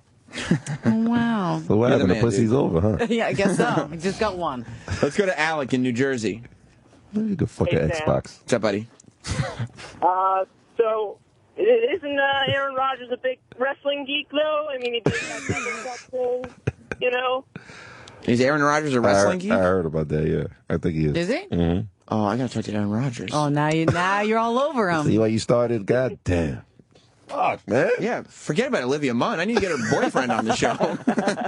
He's the hot piece. Yeah, we got some shit to talk about. They won the Super Bowl. They got the Clay guy to do a 3-count for Edge's title or something. That's right. Yeah, there was a whole bunch. Thanks, buddy. You're right. Yeah, maybe he is a big wrestling geek. He was on Letterman with the championship belt. Okay, so he's, you know what I have to say about Aaron Rodgers? And when he won the championship, he had the world heavyweight title on his shoulder while he's in the middle of the field holding up the Super Bowl trophy. Aaron Rodgers is the fucking man. Sam's got a chub. And I would like to put it, because I think Olivia Munn is fantastic too. Yeah. And I would like to invite them on a double date with me and my wife. And that's on the table. You just put it out there. So if we could make sure, Radar Online, if you're listening, if that could be the next story that Olive you pick Garden. I don't think that's where they'd go. Get that salad. It's unlimited breadsticks. Oh, okay. Well, then you're definitely and you got a going. carbo load if you're Aaron Rodgers, right? Toss that You salad. also got to invite Maria Menounos and Michelle Beadle along and have one big wrestling discussion. Well, then you got to invite me and Matt. You guys don't know anything about wrestling. We can pretend. If we do your homework before, I'll invite you. I'll invite you. Okay, and she was also... Olivia Munn, the reason I was talking to her was because she's got a new movie out. It's called Delivers from Evil. It comes out July 2nd, which is Wednesday, I believe. And it's like a big exorcism cop movie. Apparently it's a true story. Right. Well, that's actually, exorcism happens all the time. I'm glad that you said that because I was having a conversation with the intern, Adrian, about this because he filmed this for me. By the way, these interviews, you're just hearing clips now, but I'll put the full interviews on notsam.com where all the other interviews that we've done. I'll put those up later this weekend. But here's Olivia Munn talking about her exorcisms. It's a combination exorcism cop movie. Yes. Is that about right? Well, it's based on the true accounts of an NYPD officer, which is terrifying. What the fuck? It is so terrifying. There's the actual exorcism footage from the cops that the movie is based on, and Eric Bana watched it and he couldn't sleep for 3 weeks, and I said instantly that I had to watch that. Yeah. And is it anywhere public? No, it's like they have it. It's like these VHS tapes. They're black and white, grainy, but they're clear enough that you can see. And the director Scott Derrickson has access to these, and it is horrific. You watched it? I watched it, and I could only watch about 4 minutes. Were there people like floating on the ceiling and stuff? No, there's a guy. He's sitting there in a straitjacket, and he's shaking, and they're doing the exorcism, and he's shaking, and out of nowhere, his forehead splits open. No. Yeah, and I'm watching it, and this is the real without footage. anybody touching anything on it. No, he's just sitting there, and he's shaking, and then he starts to drool, and his drool comes off his chin, and it hits his chest on the white straitjacket, and it turns into blood. No fucking way. And he did that twice, and I turned it off. So it's real. It's that is real. Oh, that's terrifying. I know, and it's not something you see on YouTube. It's like this special. How does all that exist without leaking or being on YouTube or? I think because it I don't know. I don't know. There's people who like Ralph Starchi, the guy it's based on. He takes it very seriously, and he it's something that like I think when it happens to you and this is your stuff, you don't really want to put that out. So I was afraid just watching it. I thought like, oh my gosh, what portal are we opening up? Yeah, really. This really happened. Well, Sam was just afraid listening to it. Oh, I'm scared. Oh, that's terrifying. Did anybody hear that? Can you please play that again? Whoa. He was scared just now. Oh, that's terrifying. Why? Scared. Got Peter Brady on us. What happened? Whoa. Look. It is scary. That shit sounds really scary. Yeah, it was very frightening to me. Clearly. Because it sounds like maybe this is where it is. No. Yeah, and I'm watching it, and this is the real without footage. anybody touching anything on it. No, he's just sitting there, and he's shaking, and then he starts to drool, and his drool comes off his chin, and it hits his chest on the white straitjacket. Yeah. It turns into blood. No fucking way. And he did that twice, and I turned it off. So it's I'm real. done. It's that. I was terrified. I was. It sounds real. I was terrified because like I watch like that movie The Conjuring based on a true story, and I go, holy shit, this is real. And then you know what happened?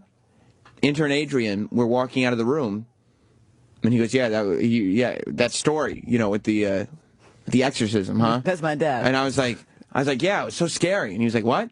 I was like, it was terrifying. He was like, she was lying.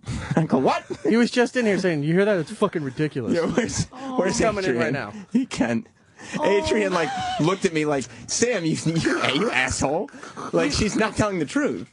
You just shattered his dreams, you douche. I go, oh, like all it would take was just to make something up, I guess. You didn't think it was real, Adrian? No, she was full of shit. Oh, no. It sounded real to me when she was saying I do believe in that stuff. I believe in ghosts. I don't know about exorcism so much, but I believe in that stuff, but I have to tell myself it's not real, that it's make-believe, because otherwise I won't be able to sleep for 3 weeks either. Ghosts are gay. I don't believe in ghosts. Ghosts are gay. Well, I don't know. They're all homosexual. You can't say that I can't in today's atmosphere. I'm just not scared of ghosts. All right. I mean, they do go inside you. You know what I mean? They when do. you laying there. What about all the true Raping ghosts? What about all the true ghost stories? They went at me before. I mean, if they are real, I'm just not scared of ghosts. He's not into it. No. Are you challenging ghosts right now? What I want, Adrian, can then challenge them. Then make them come into the studio and tell them that you wouldn't mind if they haunted you. I wouldn't mind at all. Tell them. Make an announcement. Okay, ghosts. Make an announcement. Hey, ghosts. Do it. If you want to come hang in the Sam Roberts Friday show, feel free. No, ghosts don't hang. I really do. No, you challenge a ghost to haunt you. I'm challenging a ghost right now. I'm betting that I could take a ghost. Do you live alone? No. Okay, because that would be scary. Tonight, a whole ghost could get you, and then... Challenge a ghost to come to your apartment. I live at home. Then you're doing this to your parents? All right. I challenge a ghost to come to my home. Get a Puerto Rican ghost. And rape your parents. No, I why don't. rape Challenge it. I will not. No. But then you're scared. You're coming off of It very can little. attempt to rape me. It's not. Okay. A ghost. Come on. Would you beat up a ghost? I think so. I fucked the ghost up. Good for you. All right. Well, thank you, Adrian. He busted my bubble. But I still think it's real.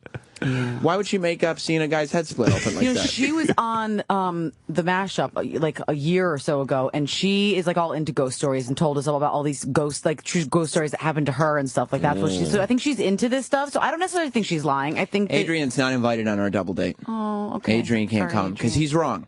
Because she's telling the truth. Olivia is not going to lie to me at this point. But I don't understand exorcism and police. Like that's a weird. Well, no, it's usually like a priest, not police, right? It's because the theme of the movie is that these people get arrested, but they're like this guy is he's haunted or whatever, and so he has to have an exorcism while he's in jail. Oh, I thought they were in a cop car and the cop had turned around and talked to him. Like, that's what happened. Maybe I haven't seen every scene. Oh yeah, but go check out that movie. We're going to take a quick break. As we go to break, I also talked to No, you don't want to go to break? Want to. Well, I understand that you don't want to, but it's not, like, this isn't the morning mashup. It's not about you. I'm having fun. I understand. Okay. We're going to have more fun. As we go to break, I'm going to play a clip of, I talked to Carrie Keegan from VH1. By the way, you do the VH1 Morning Buzz show every now and then, right? Yeah, I've done a couple times. Carrie Keegan used to be the host. Yes, I know that. She told me she left voluntarily. Yeah.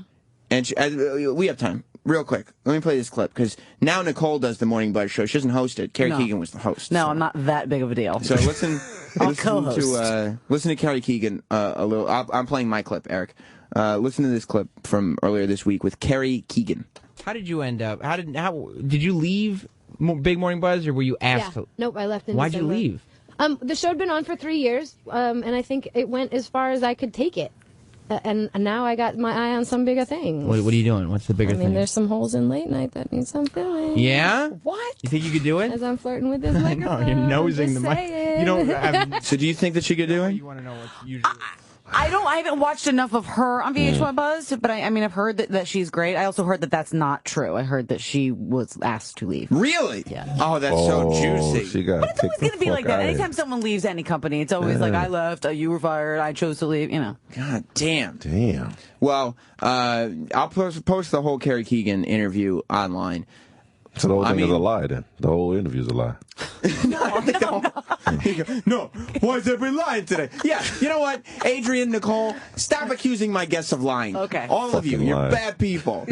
Who Kid, you and I, we Lying believe people, don't we? No, Who Kid, don't turn against our guests. Okay. Because you have two bad I don't like liars, you know me. I know you. Just because intern Adrian and Nicole are bad eggs doesn't mean we should disrespect our guests like this. You're wrong, Nicole. Okay. All right. Carrie Keegan's not going to lie to me. Okay, I'm sure she wouldn't. She quit that show. Because who's going to fire Carrie Keegan and hire Nick Lachey? Why would anybody do that? It doesn't make sense. Does it? Okay, no. Explain it to me. Makes zero Well, this is sense. the guy that believes in exorcism and police. You know, you see a pretty face and some titties, you believe it. Yeah, you're like, well. What a sucker. All right, maybe there's some truth I'll to that, respect too. you only for that. Maybe there's some truth. Yeah, if this was some dude telling me the story, I'd be like, get the fuck out of here. Yes, you would. Yes, you would. All right, we're going to go to break with a little more from the Carrie Keegan interview. Sway invaded the interview. He did? That's crazy. Yeah, and I was like, holy shit, we got VH1 host Carrie Keegan. She's a pretty big host. In the hosting world, Carrie Keegan's Absolutely. pretty big. And so is Sway. And I was vibing off their host energy. So the whole interview will be up on notsam.com later this weekend. As, by the way, I would recommend go to notsam.com during the break if you're not driving and check out video from the Jay Farrow interview. Oh, when he was Obama? When he was Obama as YG. It was amazing. It was amazing. Very funny interview. Check that out. We go to break with this, and when we come back, live in studio, Mr. Taylor Williamson, very funny comic. He'll be here. So here is more of the Carrie Keegan interview. How random that Sway is walking by. Of course Sway's walking by. Get in here, Sway, show me your gun. He's trying to figure out if the door's a push door or a pull door. It's a You're push. slow that way. It's a push. Sway. Thick as hers. How you been? Look at the host meeting. This is like family right here. It is. Yes. There's It's not. like family. You want to see that? You want to feel that? What have you been doing? I've been working out, obviously. You're looking awesome. Well, Sway. What's that? Do you think it's more difficult for, because Carrie is of course another person who's made a lot of fame as a host like you yourself have. Isn't it more difficult for guys like me and you to have to try to make a living as a host when a chick can walk around looking like this? Yeah, look at Carrie. I mean, I didn't, you know what I had to do? What? To get on TV? Well, yeah, I don't know if I want to know. Yeah, you don't want to know, man. Yeah. You know, look I at my wanna lips. know. You I don't want to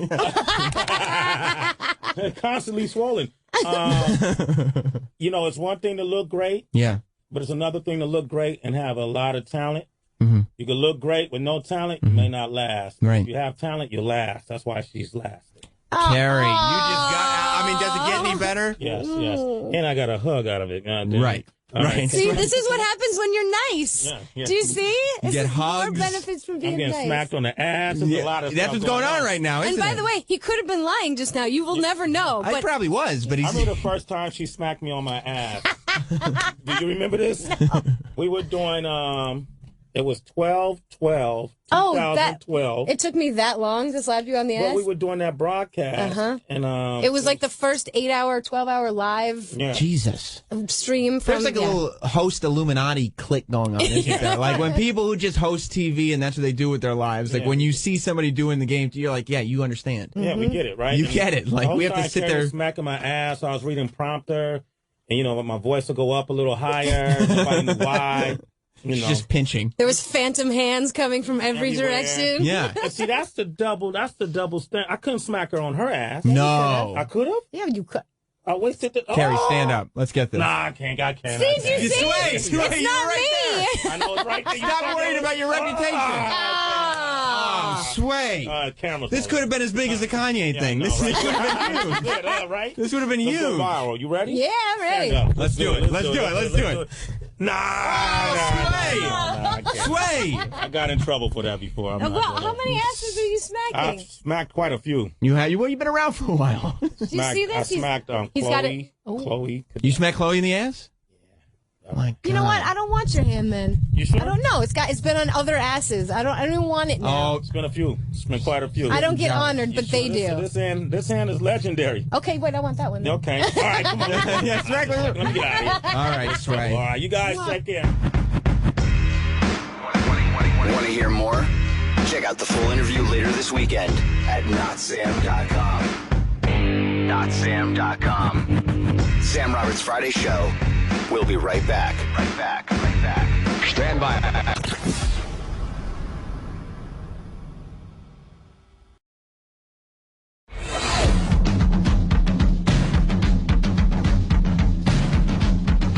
Sam Roberts Friday Show is back.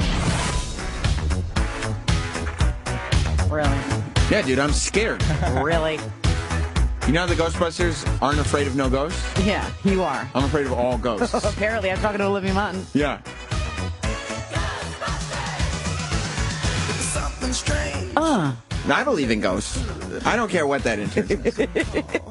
Oh, he has no name anymore. He's just No. that intern. Yeah. He lost his name because he pissed you off. Taylor Williamson is here. Hi. What's up, man? Thanks for having me after Olivia Munn. Thanks for being She's here. a good friend of mine. She would have loved to... She's a friend of yours? Yeah, I could say that, right? No, now she's gone. She's not... well, you think I'm just making this up? Well, you just said I can say that, right? I can say that she's a dear friend of mine. For real? We dated for a few years. Wow. Liar. Why would I make that up? It'd be so crazy if I'm like a guest on your show and I'm trying to make a good impression. I just lied about Like the something first that. thing he said. That would be weird. Why would I do that? Why are you accusing me? I'm a guest. You're just accusing me of lying? So like she moved I'm on. your guest. She moved on from you to Aaron Rodgers. Right. It was before Chris Pine. Oh. I mean, it's kind of during Chris Pine. He doesn't know about it. Oh, okay, I see that. Now he does. I see. Well, I mean, if you Google image a picture of Taylor Williamson, you'll see it. You'll understand why. Well, I'll tell you this: if you Google image, if you don't believe me, Google image my name and Heidi Klum is a picture of me kissing Heidi Klum. Hell yeah, that's that bitch too. That's real. I can look it I'm up. looking it up right now. I don't. Did you date Heidi Klum, or were you on a reality show with her? Was there kissed tongue her on the involved? mouth. And there's proof. I'm There's just- tongue? I mean, you know, Heidi Klum likes animals. He look like a squirrel. Oh, come on, Whoo Kid. Wait, who are you? Yeah, That's DJ Whoo Kid. I'm that nigga. Yeah, that's what he's. I was about to say that, but you said it. See, shit is real in here. You know, I thought this whole show was about lies, but it seems to be true. Yeah. I was lying about. I gotta go. I'm sorry. You humiliated yourself. You blew it. Do you see it? I'm on your Twitter right now. I can't. I Nicole Nicole my has no. Twitter. Look at Nicole. I'm I've not been very- Taylor Heidi Klum. Do you think at any point in Nicole's life she actually had to develop computer skills? Like that, like she just. Oh my God, they're smooching. They're smooching. Wow, Heidi fucking Klum. Look at that, and she looks good. She's hot. There's no tongue involved. Yeah, and I mean, yeah, it doesn't look like it's on a television set or anything. No, no, I think it's real. I think it's very real. It's real. It's real. Well, for Proud that, of you. on a completely unrelated Why are note. you saying Israel? Because I'm Jewish. That's right. Ain't no wrong with that. Oh, Shabbat Shalom. Yeah, to you too. I liked when Paul Heyman thought you were Jewish. Paul Heyman. Oh, Taylor, for a little background information on who Taylor is. He came in. Olivia Munn. He used to date Olivia Munn. He fucked, what's her face? Who were you just talking about? Heidi Klum? Heidi Klum. He fucked her. In the mouth. And, in the mouth. Google it. If you do Taylor Williamson, Heidi Klum, fuck, you'll find it. I'm on it. Yeah, because they try to censor the searches Add now. mouth too. Right, you gotta, mouth fuck.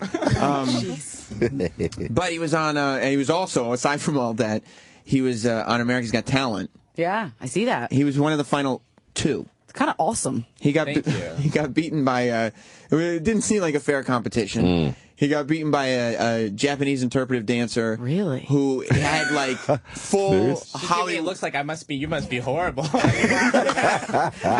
that doesn't sound like anything I'd be into watching. But no, he's actually amazing. But Was he? I mean, I'm really happy for him. Right. These people coming from other countries taking our jobs on reality shows. It's horrible. Yeah, really. Like, what does that have to do with America having talent? Like, what does he do to represent America having talent? I know. I'm the most talented American in America. Right. I have a few more months left where I can say that, but then it's not pathetic. Like I have whatever opposite of flashbacks, a flash forward. Like me, in like 10 years, I'm on stage doing comedy. Like, so I hate Japanese people. Oh, Taylor. Oh, Why would you say it? Can't let it go. Can you re-enter America's Got Talent? Like, if you were only in second place, so can you go and say, I'm going to audition again? This time I'm going to 1.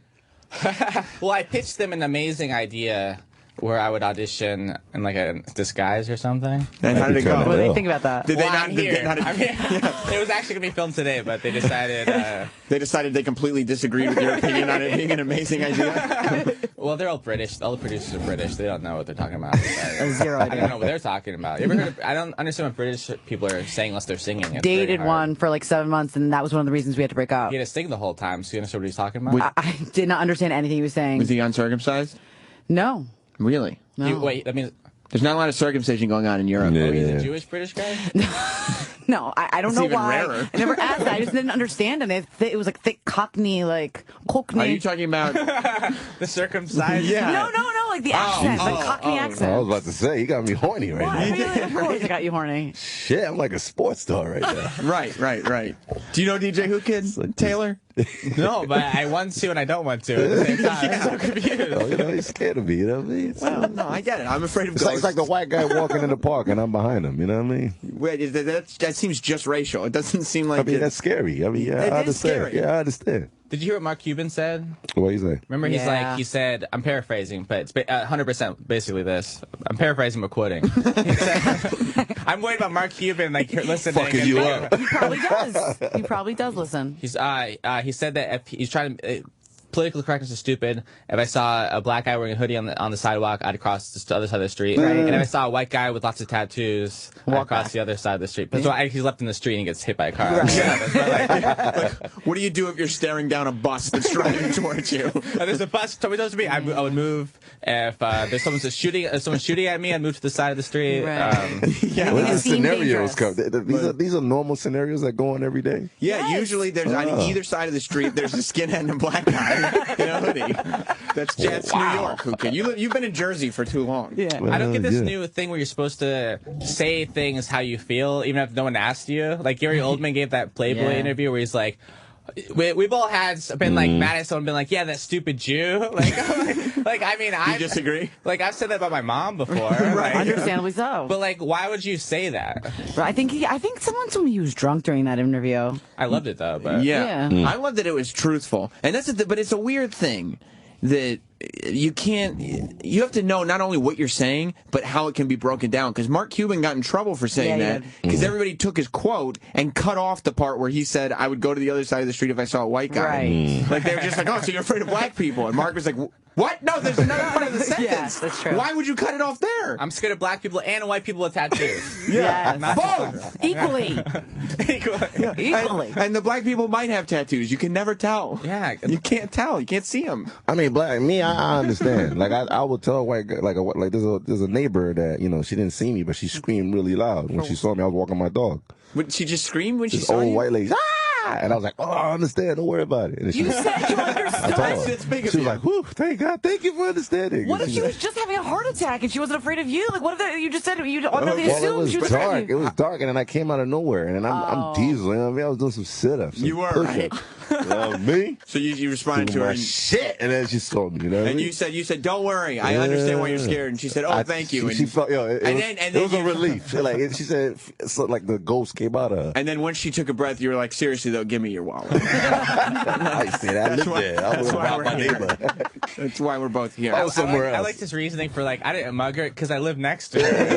It's not because I don't mug people. Right. My neighbor. I was in the village, yeah. You know what I mean? Yeah, I have the same reasoning. When I'm getting mugged, I'm like, I get where you're coming from. Like, I'm a skinny white guy. You could easily take advantage of me. You can mug me easily. I'm not going to fight back. Yeah. It's all about understanding. See? I have something. It'd be easy for a man of your size to take it from me. Yeah. Here. It makes sense. You said, Sam's been robbed before. He brought up his story. Have you really? No, I haven't been robbed You before. said some black guys robbed you No, before. I didn't say surrounded that. you and took your shit. Well, no, I didn't say that. Oh, okay. You probably found somebody like me in high school and did that too. I'll tell you this. The one time I realized that there were liars in the world was in 3rd grade. That was the one time. That was the first time, Okay. I should say.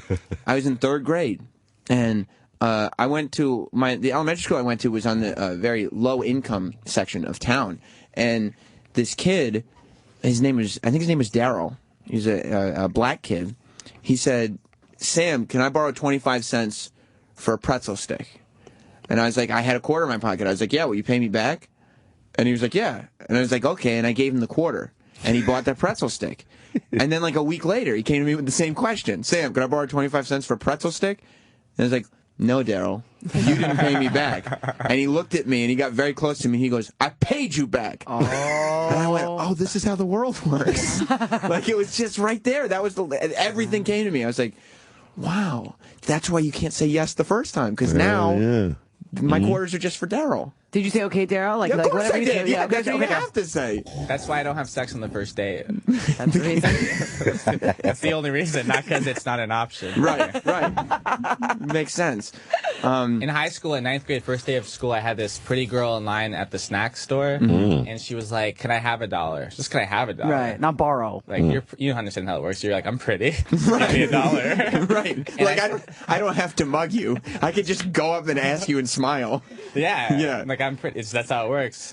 And thank you for not arguing and just smiling. You're like, yeah. How do you think I got this job? May I have a job on a radio show? All right. Yeah. Sam's like, I got to be talented. You're like, oh, I mean, I look pretty. I'm just Sam, listening. is anybody sitting in that chair? Can I sit in it? Oh, okay. Yeah, okay. So this girl said to me, "Can I have $1?" And I said no, because it didn't make sense to me. And she said, "You're never gonna have a girlfriend." Did you ever have a girlfriend? No, she was right. She was right. She was like, I feel like I was in that movie Thinner. She's like, "You're thinner." I was like, yeah, right. I'm still fat. And then like, if you're later, it's like, whoa, I'm really skinny. Yeah. That happened to me too. I used to be fat, and she cursed me that. Right. No. And you're just sitting there, graduation day, skinny and a virgin, going, God damn, that was $1. It would have cost you $1. Yeah. To be a fat guy who fucked a bunch of bitches. Yeah, I could have fucked so many bitches. Yeah. Man. Sounds awesome coming out of your mouth. Right? I fucked so many bitches, man. Wait, because I have a cool voice. It's just like the way you said it. It was like so sweet and like innocent the way that you said that like nasty thing. I fucked Olivia Munn and Heidi Klum. There you go. See, you said it with a little bit more like, oh. I believe you now. The man right there. Now you thank you. The third time you say it. It's Right, the 10th time you say it. Let's go to John in Virginia. John, welcome to Sam Roberts Friday Show. Hey, Sam. Did Daryl back in school know your number was 911? That was the other one. That was really bad. You know what I did one time? This was in high school. This is probably my most humiliating moment in school.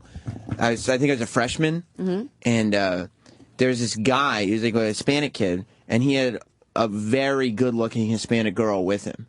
And he started yelling as I was walking out of the school, yo, Sam, she wants your number. And immediately I clicked in, wow, like, the idea of her wanting my number is such a reach that that's the joke. Like, oh, I'm going to make this funny. And so I turned around and I go, oh, yeah? And he goes, yeah, what's your number? And I said 911. No, you didn't. No, you didn't. No, you didn't. Yeah, I did. I went 911. And then I turned around and I was like, oh, God, that was so bad. I just turned, like, bright red and walked really quickly away because I was like, that was a terrible response. Wow. Terrible. I feel really bad. I mean, I didn't have a lot of girlfriends either, Taylor, so I understand. Damn. Well, you know, I thought was funny is in 7th grade. We're learning about courts. You already give me this look like, oh, you're so pathetic. No, you're still awesome. I'm listening. You don't like my listening face. I'm sorry. I won't look at you. It's condescending. Okay, I'm I've sorry. noticed it too. You know what? Yeah. Because let me tell you something. Jay Farrell. Great listening face, by the way. I mean, I'm ready. I'm ready to go. Jay Farrell from SNL was up here last week, and she had like wet panties the whole time. She wasn't making that listening face at him. Wait, I was hoping that was her wet panties face. Sorry, dude. He was kicking it. Yeah, well, that's what does he Taylor's have? doing. I was on NBC. No, you're telling a story about 7th grade. I'm listening. Continue. Pussy's closed. Oh man. Sorry, dude. So then I was like, does the judicial system have anything to do with Jewish people? Hey. And then no one laughed, and people called me homophobic slurs. You remember that? It hurts you still. I'm over it. I don't care. Okay, right. I'm so over it. Yeah, obviously, because you remember it. So What are you talking? What's up with this guy, man? I haven't even thought about it since yesterday. This is what happens when you go through school as a nerd, Nicole. You have no clue. You don't have a clue. I'm sorry. What do you want me to do? I didn't know that the FAG word was for gay people until I was like 30. I'm sure. I thought it was just for like handsome weird guys. Yeah. Or cigarettes in the UK. Oh right. Right. It is. So when did you develop like balls? Because I saw you on America's Got Talent, and you were going out there. Number one, it seemed like some of what you were doing, like everything you were doing on stage was not by a script. You know what I mean? Like some of it was just kind of feeling what was happening up there. Did you really watch the show? Yeah. Oh, you're a mom? No. You're a mom? No, I watch everything. Oh, cool. That's so cool. That's awesome. You're a mom. You know what happens? People say I watched the show. Oh, you know what I just remembered? Yeah. I had the winner in studio. I interviewed him. Kenichi? It was a terrible interview. He can't speak How did you English. forget that? I totally forgot. Yeah, it was horrible. You know, he's actually a great guy. He's amazing. If you look up Kenichi, why am I plugging him? But he's a great. I'm so happy for him. But no, you're not. I hope he dies eventually, a long time from now. I hope he has to watch like all his loved ones die before him. Right, and then it happens. Then he dies. Right. And so we went on tour together for like 2 months. He's a great guy. He's been in America. People say like racist things to me every day after my shows. I can't believe the Japanese guy won, but they say like racist things. And but It's good that you don't give into that pressure. Hell yeah. well, I would, but I don't think you can say racial slurs. I don't want to get. You can. I mean, it would. You can. You could say no. I think you should. And what we would do is send it to like a lot of blogs, and I would try to get the name of my show in a blog. We could both use the press. Yeah, and it would say like you're a hateful person who was on Sam Roberts Friday show, and it'd be good for both of us. What if I did this? I don't mention I'm Jewish. Cut out that part. Live. Then I just say kike all day. Oh dear. Perfect. And then I'm out of here. then we get suppressed. Then I go, just kidding, I'm Jewish. And then I get booked at all these Jewish shows all over. Just kidding. You see how you got nervous when he said that K word? That's how you make everybody feel. And every time you say the N word, you say every other word, dude. No, in the they're both dictionary, that's the bad word. No, they're both terrible words. And Terrible. the nigga, if you look up nigga, Diddy is right there. Puff Daddy's face. You're right. And that's Obama's there. Obama, and there's a new word. That nigga. Obama's photo is there. I haven't read the dictionary. And Bill Clinton. I don't have the new one, so. Bill Clinton and Obama. Come on. Bill Clinton is one as well, or that nigga. Oh, he got his dick sucked in the White House. Oh, okay. So my question. I'm so uncomfortable right now. How are See? you? Well, that's how you made us feel too. Yeah. So you're in the same boat. My question was though, like, when did you develop balls to go up there? You had confidence in yourself. You're taking shots at Heidi Klum. Well, that show became crazy. Like in the first audition for America's Got Talent, I knew that it's very. I did Last Comic Standing for 2 episodes, so I get how it works, And I was so desperate. I needed this so bad. My career was in the worst place it's ever been, and I've been this for 10 years. And then I knew that they're gonna say, "What would you do if you won $1 million?" I knew someone's gonna say you're dorky and criticism or whatever after this thing. So I had lines for everything. So I just came off like I'm super witty. Okay. I wrote every question I could possibly say. You had it ready to go. So like, what would you do if you won $1 million? I'd buy everyone in the audience ice cream. And then they were chanting in Vegas, which is the next round before I even performed, but they cut that out because they edited it so like I was gonna be a super dork, and then I did it okay, And they cut out my Hispanic joke because they're racist. They don't think Hispanic people on television. You're right. Who could? They're all racist. So then when it came to the live shows, they're like, oh, we liked it when you banter with the judge. Oh, then Heidi Klum said you're dorky, and I was like, this is just a character. I have sex all the time, which whatever. Right. And so then, which is true by the way, I don't really dress like this or talk. Can you imagine if I really sounded like this all day? How embarrassing that would be. Like, no, trust me, I know. Not really similar. Sam thinks you're sexy right now. Why would you say? If you really want to be uncomfortable. He never said that. I was flattered. Why are you guys making it weird? Thank you. Look at his eyes. Thank you. He just found out FAG at 30 is, you know what? I'm not even 30 yet. That was the other joke. But you guys, didn't, you guys believe that I started 28, and you guys just believe that I'm like 40, and that bothers me too. But yeah, I'm 40. But you're 40. You're 42. You're 40. Yeah, you're over 40. Add an extra 2 fucking Yeah, like inches everyone on my didn't think dick. you're 40. It's like, but if you're like 28 and people think you're 30, it's just like. Well, everybody in here is at least 30. But no, because so I'm not. Like, when you said, yeah, I'm 30, none of us were going to be like, you don't look that old, because that would imply that we all do. So, like, I don't look at you and be like, oh, man, it's a kid. I look at you as a peer, so I don't want to think that I am an ugly person who's like this 30-year-old monster, and you're just this hip, young 28-year-old. I like the. You like the snaps? Swirled by the balls. Thank you. But so how did you develop the confidence is my question. But then it became, I had to do, I was terrified. The whole time I was So you just terrified. did it? I just did it because it's live. What are you supposed to do? And, people thought, some of it went too good to be true, but for whatever reason, I just got lucky with the things that, like.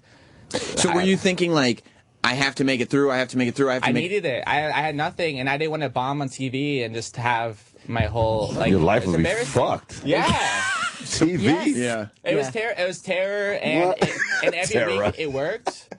Every week it worked, and the producer's like, "Don't worry, we're gonna save you extra time for banter." And like after the performance, which I prepared, there would be an extra 2 minutes where the judges say like, "I like that, but I didn't like that." And it was so hard for me too. Also, I keep talking about being Jewish. I don't know why. Stop. It's not attractive at all. I'm sorry, but like Heidi Klum. Honestly, like to be like Heidi Klum said, I don't think you're appropriate for children. I don't think you're funny. And she's German, and there's so many things going on in my head. But it's a family show, Right. And I'm trying to get votes, Right. So I have to just be like, you know what I mean? It's very delicate trying to navigate that while also being funny. And so then, do you have to change? lucky. Do you kind of have to change your style now? Because as you said, me and moms are who watch America's Got Talent. So now when you're it's just like 40-years and moms, basically. Right. That's where I come in. Yeah. I'm younger than 40. I'm 30 is what I know said. that was a joke. I did the opposite. It's just a joke? Son. Okay. Because you said you were 30, and I said I thought that was funny. I know it's like you have a similar thing I have where people think that you're 40 sometimes. Right. I'm sorry. I apologize. I was just trying to be silly. I don't know you well. It's getting worse. Like you're making it worse. Every word that comes out of your mouth. Look, this is making me feel bad. You have so much hair. I'm very jealous. Thank you. There you go. Thank you very much. By the way, Taylor is at Gotham Comedy Club Are you? this weekend. You guys want to come out? And on Sundays I do a 13 and up show if you're old enough to get in. 13 and up? That's incredible. If you're old enough to get in. I don't know your age. Don't let R. Kelly know. But yeah, I'm so lucky. I mean, the show. I don't. But yeah, do you have to change like what you do? I really don't. No. America's Got Talent was cool. Like, I did racist jokes the whole time. Mm-hmm. Like every show, I talked about how I hate black people, and then I kept getting voted. Well, you do until they edit a lot. Like you said, they edit a lot of the stuff out. You know what? For the audition, they took out a joke where I say my grandma's really old. I guess that's how grandmas work, unless you're Hispanic. Oh, great.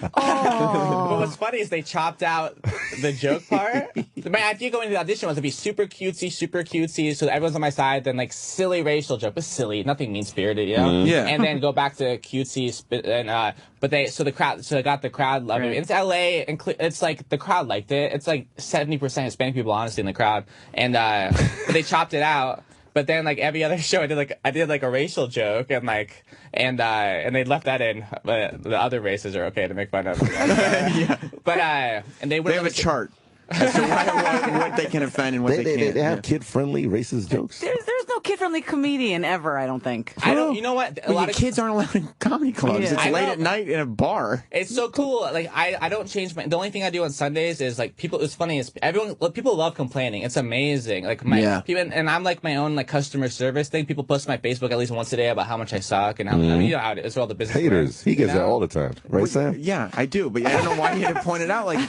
every single, literally, once a day, I get it every 5 minutes. Yeah, like every guest we have in, who can find some way to weasel weasel in the fact that I get a lot of hate. Lot of hate. I'm gonna show you some. I'm gonna show Instagram. you some now. Why? It's not funny. Pull it up. Like you're just laughing at it. Like and then he comes in the next day and goes, Sam, look at that writing about Hate you, son. man. Everyone on the radio does. I can imagine how he gets it. He's on NBC. You know what I mean? But I get it from every side. Like I get it from like you're not funny, Mm-hmm. or I get it like not from my Facebook because a lot of people watching America's Got Talent, like moms and stuff. I was silly, like silly, mean jokes, but they're not like it's silliness. Like, and then people, I wrote "fuck" on Facebook, like look at me, I'm a fucking rebel. Yeah. You're disgusting. There's children that look at this. Dirtbag. I get like the it's like. So you're just hoping that in all these cross audiences, you'll be able to pull out an actual audience. Right. I posted about I saw Duck Dynasty pillows. I took a picture of a Duck Dynasty pillow. Love that show. Silly Twitter. Oh, great show. Oh God. But I wrote wrestling is stupid, but Duck Dynasty. Oh, the best. I'm agreeing with you. I just said it. I know. I sound sarcastic, but I really meant that. Okay. Yeah. When I said wrestling's stupid, that's my real voice. But Duck Dynasty is good. But I posted. Not hilarious, but it's Twitter silly. Duck Dynasty pillow. This is the gayest pillow I've ever seen. This was topical at the time. The homophobia stuff. I had people saying you hate Jesus, you're going to hell. Then people saying you hate gay people. And I'm like, what is happening? Every side is offended by everything. Yeah. But then the one show where no one ever complains. I mean, I get like one complaint every 2 weeks from some parent, some adult, but the parent-kid show, no one ever complains. The chillest parents bring their kids and like. I just don't talk about my penis as much. Right. It's nice of you. I keep it classy, but then people complain. I didn't know it was coming to the kids don't want to see the kids show. There's no kids show. You can't win. It's the same thing. Yeah. I just don't do my sex jokes, but I talk about other stuff. I still talk about how I hate Yeah, but what's going on with your dick? Exactly. All they're saying is we want to hear about your dick. Yeah. Tell us about your car. What? Terrible heckler. It's what's his name from Transformers in the audience. Shia? Yeah, it's Shia LaBeouf no. going, what about the cock? Oh, he's in town, right? Yeah, Yeah, he just got arrested last night. He went to cabaret and heckled, so he got arrested. Hey, Shia, I'll be at Gotham Comedy Club tonight to Sunday. Sunday's 13 and up. Heckle me. I love Even Stevens. I could use the press. Hey, Sam, why don't we'll do a special bonus show on Sunday, and Shia LaBeouf will be there. Okay. We'll all get press. Okay, great. Let's do it. I like that. Let's do it. We're going to go to break for a second. We got a whole lot to get to. Taylor, you're sticking around, right? Can I? Yes, you may. Does that mean you like me, right? Absolutely. Yeah, That's my Johnny. I told you. I'm going to tell you something right now. This is your Johnny Carson moment. Oh, my gosh. Yeah, I just asked you to stick around. I don't do that for. Well, I mean, I have done it for everybody so far, but everybody's been really good. Everybody's been really good. So, Well, thank you. Stick around. And as we go to break, let's hear some of Taylor on America's Got Talent this last year to bring everybody up to speed. Cool. If you ever want to test to see if your girlfriend really truly loves you, here's what you do, okay? You ask her to take you to the airport at 5 in the morning. And then when you get there, you say, I don't really have a flight.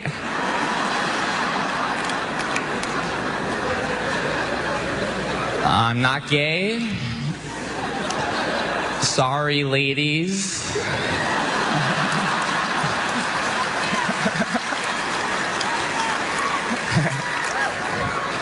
I went out with a girl, true story.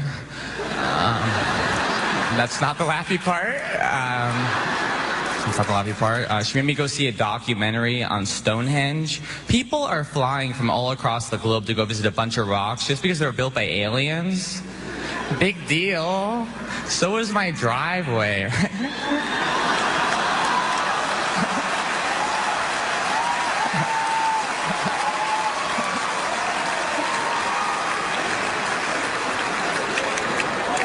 Get it? I live on Mars. This girl made fun of me for being skinny. She's like, wow, you're so thin. What do you weigh, like $120?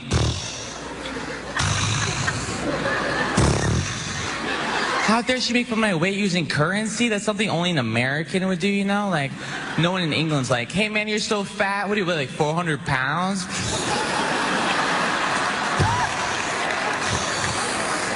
Because she's from England, you guys. I'm skinny. I have 0% body muscle. Worst date I ever went on, I took this girl out to coffee. She said me the worst thing a guy could ever want to hear. She said, Taylor, I really enjoy spending time with you. You remind me of my younger brother. And I said, well, I really hope after expensive meals with your little brother you put out. Hey, thank you very much, everybody. Thank you for laughing at my jokes. Thank you, Taylor. Thank you. More to come on the Sam Roberts Friday Show. Stay there. Stay there. Stay there. Stay there. Good.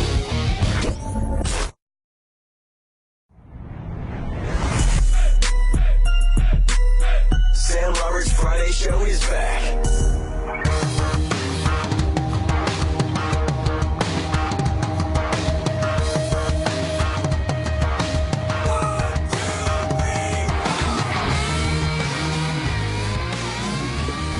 This rules. Yeah. It's Rob Zombie. Good friend of mine. I had sex with him. Incredible.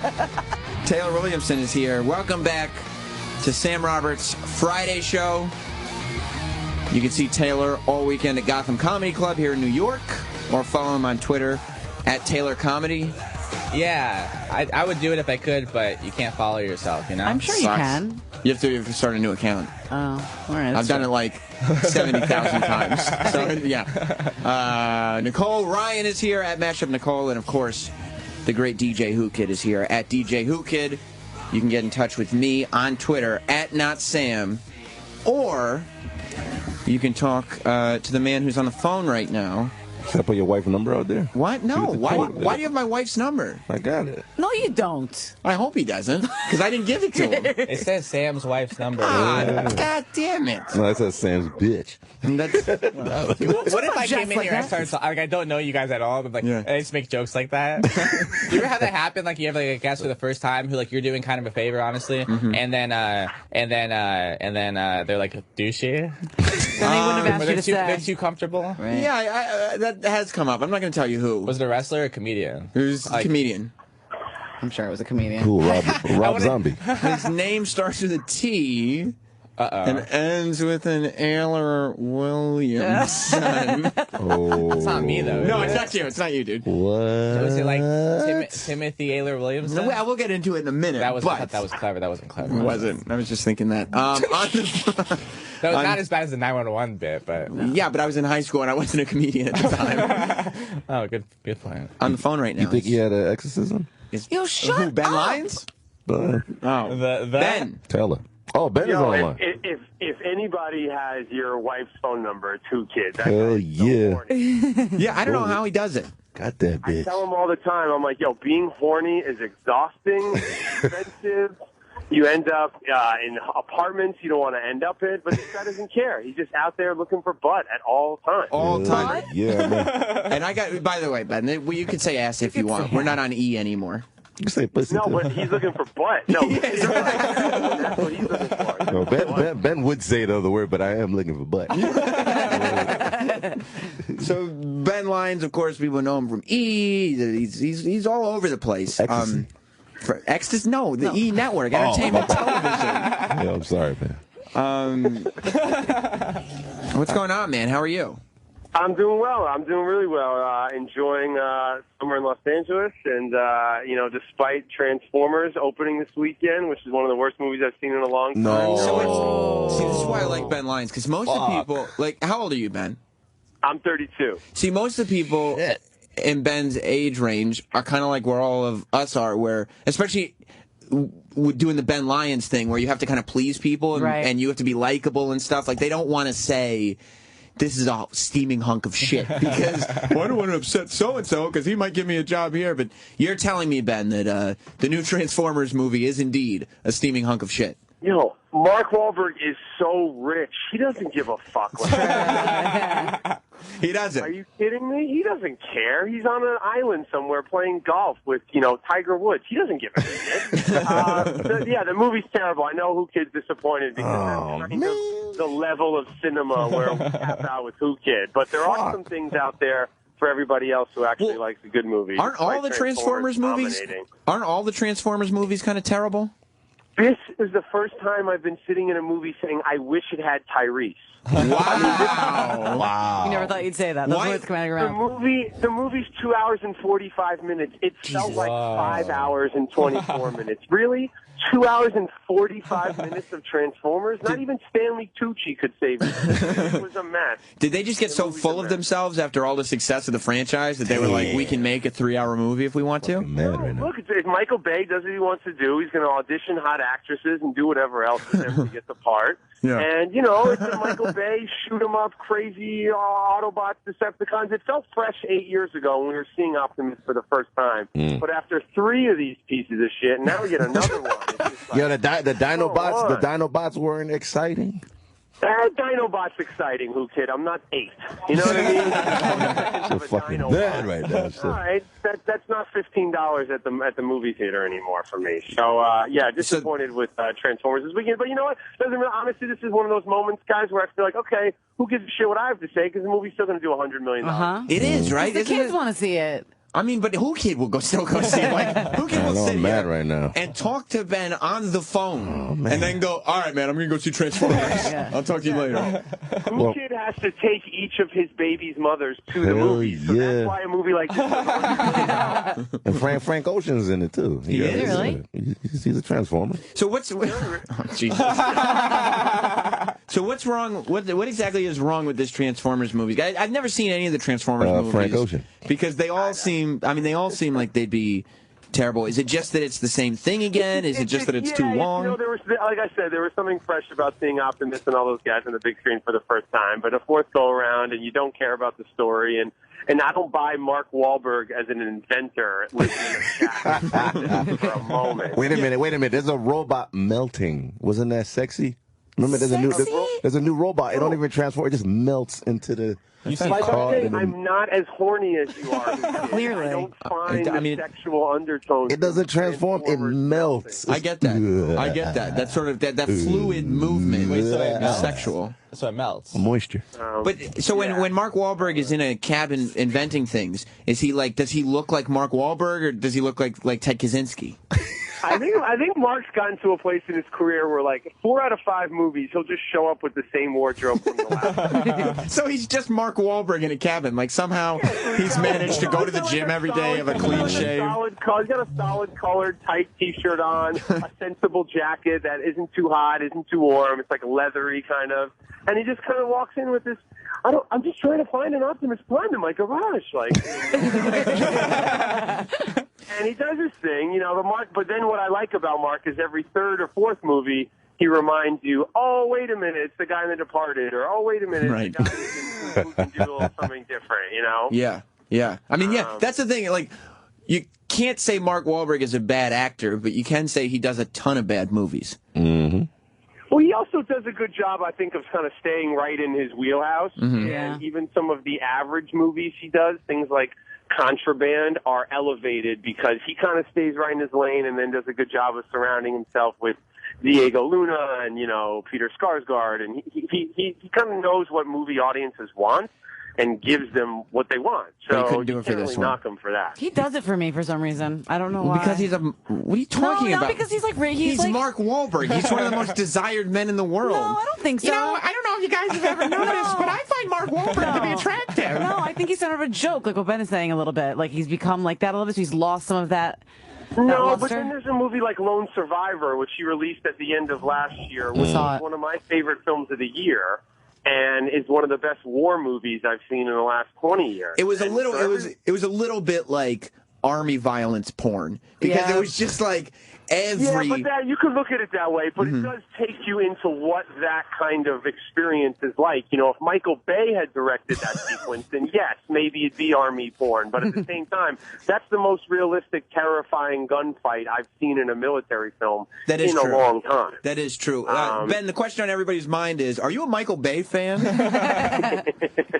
Wait, Mark Wahlberg, he's great in Wahlberg. I like some of his earlier work. How about that? I mean, you know, he goes underwater with Michael Bay. You know, they looking for aliens in the ocean. I think you're thinking of James Cameron. Shit. Yeah, that was the wrong person. You know, Sorry. White guys are different, buddy. We're not all the same. So, all right. So, what else is coming out this weekend, Ben? There's a film called Begin Again, which is out. It's with Mark Ruffalo, plays a down-on-his-luck music executive who stumbles across Keira Knightley as a singer-songwriter in a New York City bar and that's his ticket back to the top. And it's got a great cast with Catherine Keener and Adam Levine. They were talking about that on the Today Show this morning. Yeah, it's a lot of fun. As a New Yorker, I loved it. They go and make an album throughout the city, and they kind of incorporate all the ambient noises of the city. It's a really, really good movie. Ruffalo, again, a guy who can kind of do whatever genre of film he wants, is excellent as a leading man in that. It's called again. Chef is out, which is really good, a Jon Favreau movie. Oh, yeah, I love Chef. Chef was great. Was it good? Yeah.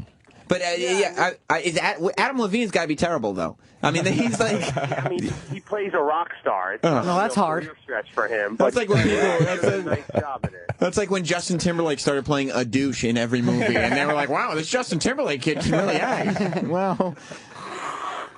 But so there are some smaller things out there to go with, the big blockbusters. I was thinking that this weekend I'm going to go see last weekend's movies, because I didn't see them last weekend, and I don't want to see Transformers. I think you gotta play catch up sometimes. Yeah. And as far as the big blockbusters go this summer, I've been a little disappointed. But there's still some things coming up, including Guardians of the Galaxy, which I don't know if you're a superhero fan. I'm kind of looking forward to it. It's got a different tone and take, it looks like. I'm just a fan of Dave Bautista as an actor. Yeah, there you go. Yeah, he's the man with the iron fist, Dave Bautista. I don't know. It's been kind of a lackluster summer, so I've been focusing a lot on the NBA draft, which was last night. I'm very excited for Cle Anthony early in New York as the 34th pick. I was going nuts for that last night. It's been a good summer, and I listened to Whoo Kid every Saturday on my way to yoga here in L.A. Hell yeah, that yoga. That's the way to get yourself ready for yoga. Stretch that ass. And these Meek Mill freestyles and stuff really helped me get some zen in my life. Wow. Yeah. Changing lives. Good. Changing lives. So, does E ever give you shit about like what you can and can't say? Because I would think, like, I was wondering before you called in how controlled you would have to be based on, Yeah, when you take ecstasy, it controls you. I'm not talking about ecstasy. We went over this at the top of the interview. Shit. My days of working at the E channel are over. So really, he's gone, nigga. What are you doing now? I stopped working at E 2 years ago. Thanks. I knew that, but I didn't want to say that to you. I love it when Sam is finally called his bullshit. What's coming at me? I don't watch E. I do. So I know. That's why I kept bringing up the ecstasy shit. So what are you doing now? I host live events for Yahoo, and I work for ESPN Los Angeles, producing some stuff, and just keeping busy. That money, nigga. ESPN's got to be a lot more fun than E. I mean, it's kind of funny. Every once in a while, you're reminded of like the power of the worldwide leader. You go to work, and they're like, "Okay, so we're going to have Magic Johnson stop by today," and you're like, "Wait, what?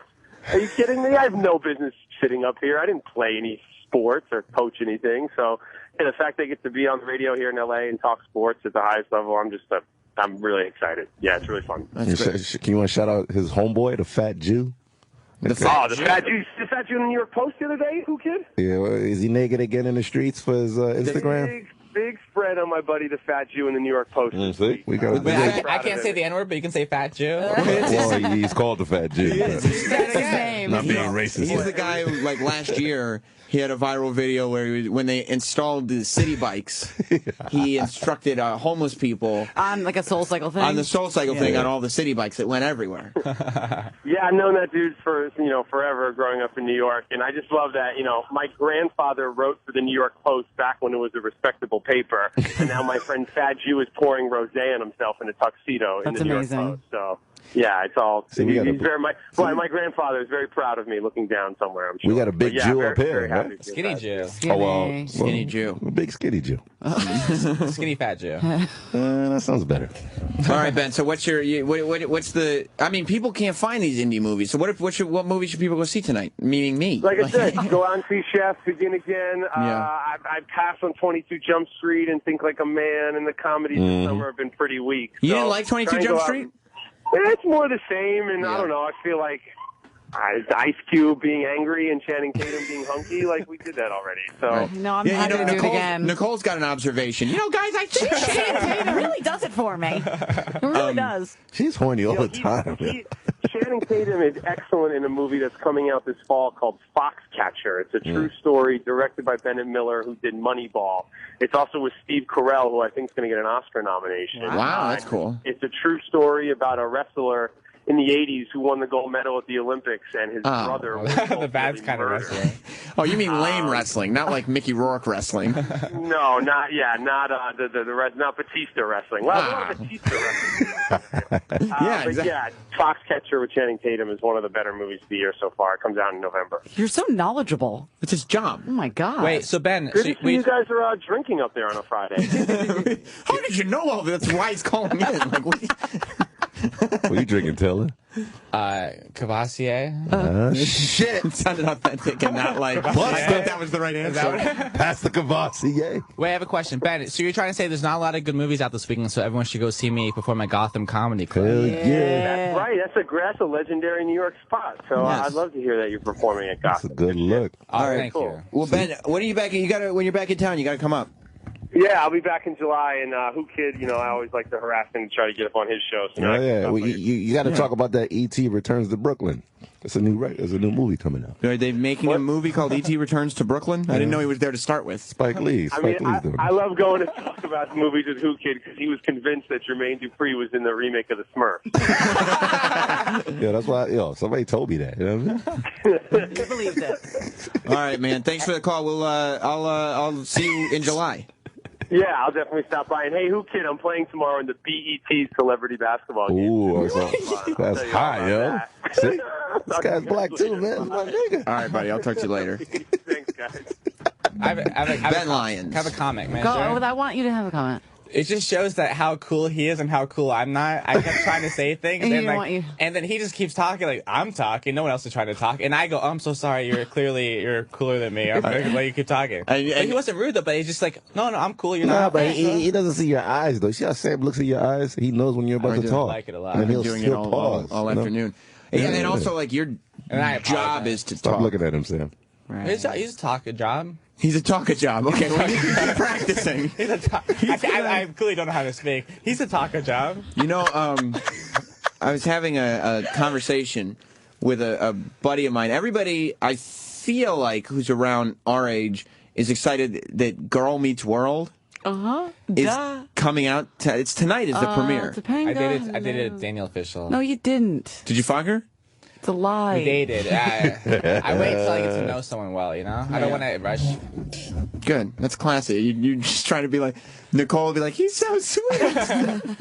But you're excited about this, Nicole? I mean, who isn't? Didn't you watch TGIF back in the day? Don't pretend you're too cool to have watched TGIF. Well, this was my whole thinking behind this. Of course I watched TGIF back in the day. Okay. And if I was 13, I would be excited about Girl Meets World. But if Boy Meets World premiered today... we would watch the show and be like, that's a shitty show. I don't want to, and I hate to be negative about this. I don't want to burst everybody's bubble. But Girl Meets World, it's going to be a shitty show. It's going to be on the Disney Channel. It's going to be for children. It's not going to be any good. At least Boy Meets World was could be a family show. The Girl Meets World is legit for children. It's just going to be a kid's show. Well, one of our friends has hung out with Topanga in real life, and I know that she sounds really cool and kind of parties a little bit. So I think she's cooler now. So now I'm kind of interested to watch. She's a mother now. Yeah, and it's a show. It's scripted. It's not. This is the real life of Topanga Lawrence. I still feel like I thought it was real. No. It's a reality show. Oh, man. I realize all those shows that we embrace, nostalgically, we're all terrible. Probably you're right. If you watch now, if you turn on an episode of Full House and you took all nostalgia away, I'm watching, there's no goof, there's no I remember when this was on. That show was on during the week. That was on Tuesday nights. That was ABC's big show. Friday and if you, nights. Yeah, TGIF. Yeah, but they moved it later because it got too successful. Wow. How do you feel? That's right. Well, then maybe you should stop correcting me. Full House motherfucker. Right? Full House nigga, man. Eric's getting pissed because I said Boy Meets World, and Full House is a terrible show. No, but it's just out of our demographic. It was good. It's good for children. It's not good for us now. It's not that it was a terrible show. It was a good show. No, it was always a terrible show. No. Our brains weren't developed yet. Yeah, it's for dumb kids. But it was dumb white kids. That's what I'm saying. when you turn on TV, like primetime television. Hell yeah. At 8 o'clock at night on a network, you're not being like, well, this is just a kid's show. That's no problem. You're like, this show is a bad show. Why is it on? Like, now I understand why my dad would sit there and be like, why are you watching this? Did he say that? You have memories of him saying that? Of course. And I was like, why doesn't he understand that this is a great show? Because I was wrong. You ever watch Salute Your Shorts recently? Oh, my God! It's the worst thing that's ever happened. The greatest show ever! It is, right? I bought Surf Ninjas on DVD because I was like, that was great. Yeah. The Game Gear, he controls the future. It was a horrible movie. It was bad, right? Even like, I didn't want to talk about it. Go for it. I love Mel Brooks. I watched Robin Hood Men in Tights, which was my whole childhood. I love that shit too. It's such a bad Funny movie. as fuck. It is, right? It's got good bits, but it's a horrible. I'm like, I want to like sell a movie, and I'm like trying to like, we watch comedies. Like, that's a spoof movie. It's not my. But I want to like be inspired, and I was just like, oh no. It's not bad. It's that they're made. They're movies or shows made for kids. It doesn't make them a bad movie. No, it's not. No, because it's not Saturday morning cartoons. Spaceballs were made for kids. I feel like, is your mom Ben Savage? No, it doesn't hurt. I'm really hurt by you downing all these shows. My childhood. If you watch, and we're going to bring it back to the Jew thing, because Whoa. and I know it sounds anti-Semitic for some reason when I say it like that. Don't say that. But if you watch Boy Meets World, in the later seasons, like in the college years, Ben Savage just turns into a Nebuchadnezzar Jew. And it's like he was like a working class kid from Philly. Yeah. When did that happen? It happened. He was friends with. Remember, he was friends with the Philadelphia Flyer. Who's the Philadelphia baseball team? I'm such a not manly guy. The guy with one hand came to his house. Jim Abbott. Jim Abbott. He just walked into his house. Yeah. That's not a That manly had guy. nothing to do with what you were saying, but I just wanted to. Yeah, one hand for real. Yeah, Jim Abbott. He pitched a no-hitter for the Yankees one time. With one hand. With one hand. Get the fuck That's out why of it was here. special. But you know, Fuck outta here. what I was bummed about, honestly, I was always rooting for Ryder Strong. Me too. And he's not on this at all. He was so dreamy.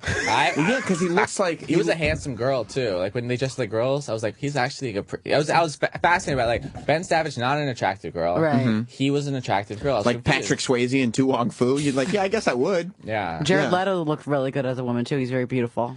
He wasn't playing a woman. He was No, when he dressed as a woman. But he was a looked man. like, but he looked like he could have been a pretty girl. That's what I'm saying. Oh, okay.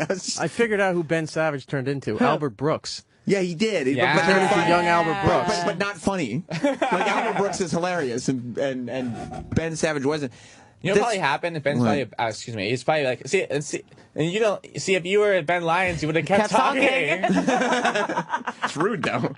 It was your show. I'm just going to go ahead. I'm sorry. No, you go ahead. You're the guest. But then what I'm going to say is not now. What I'm about to say is not worth all of this. And you just watch Well, you're I making just, it like- even more. So here's how I feel. All the writers for Boy Meets World were Jews. And How do you know that? It's a theory. I know one of them. His name's Sherman. Okay, he's And I probably know good. him. Okay. And it is Hollywood. Who created Sherwood Schwartz? Probably created. I would assume. It's a TV show, right? Right? Okay, okay. And so the writers are like, hey, Corey, in this scene, you're probably like, why do I have to eat the matzah? So that's why he said it all like, what am I, a guy who eats matzah? So they eats, it says say matzah, say, go to church. Yeah. You know what I mean? That made no sense. It's all right. Keep working. I get the kernel is there. I can get it, but So you got him going. So he just, instead of like going to an acting class, he just quoted the writers. Oh, Right, okay. Right.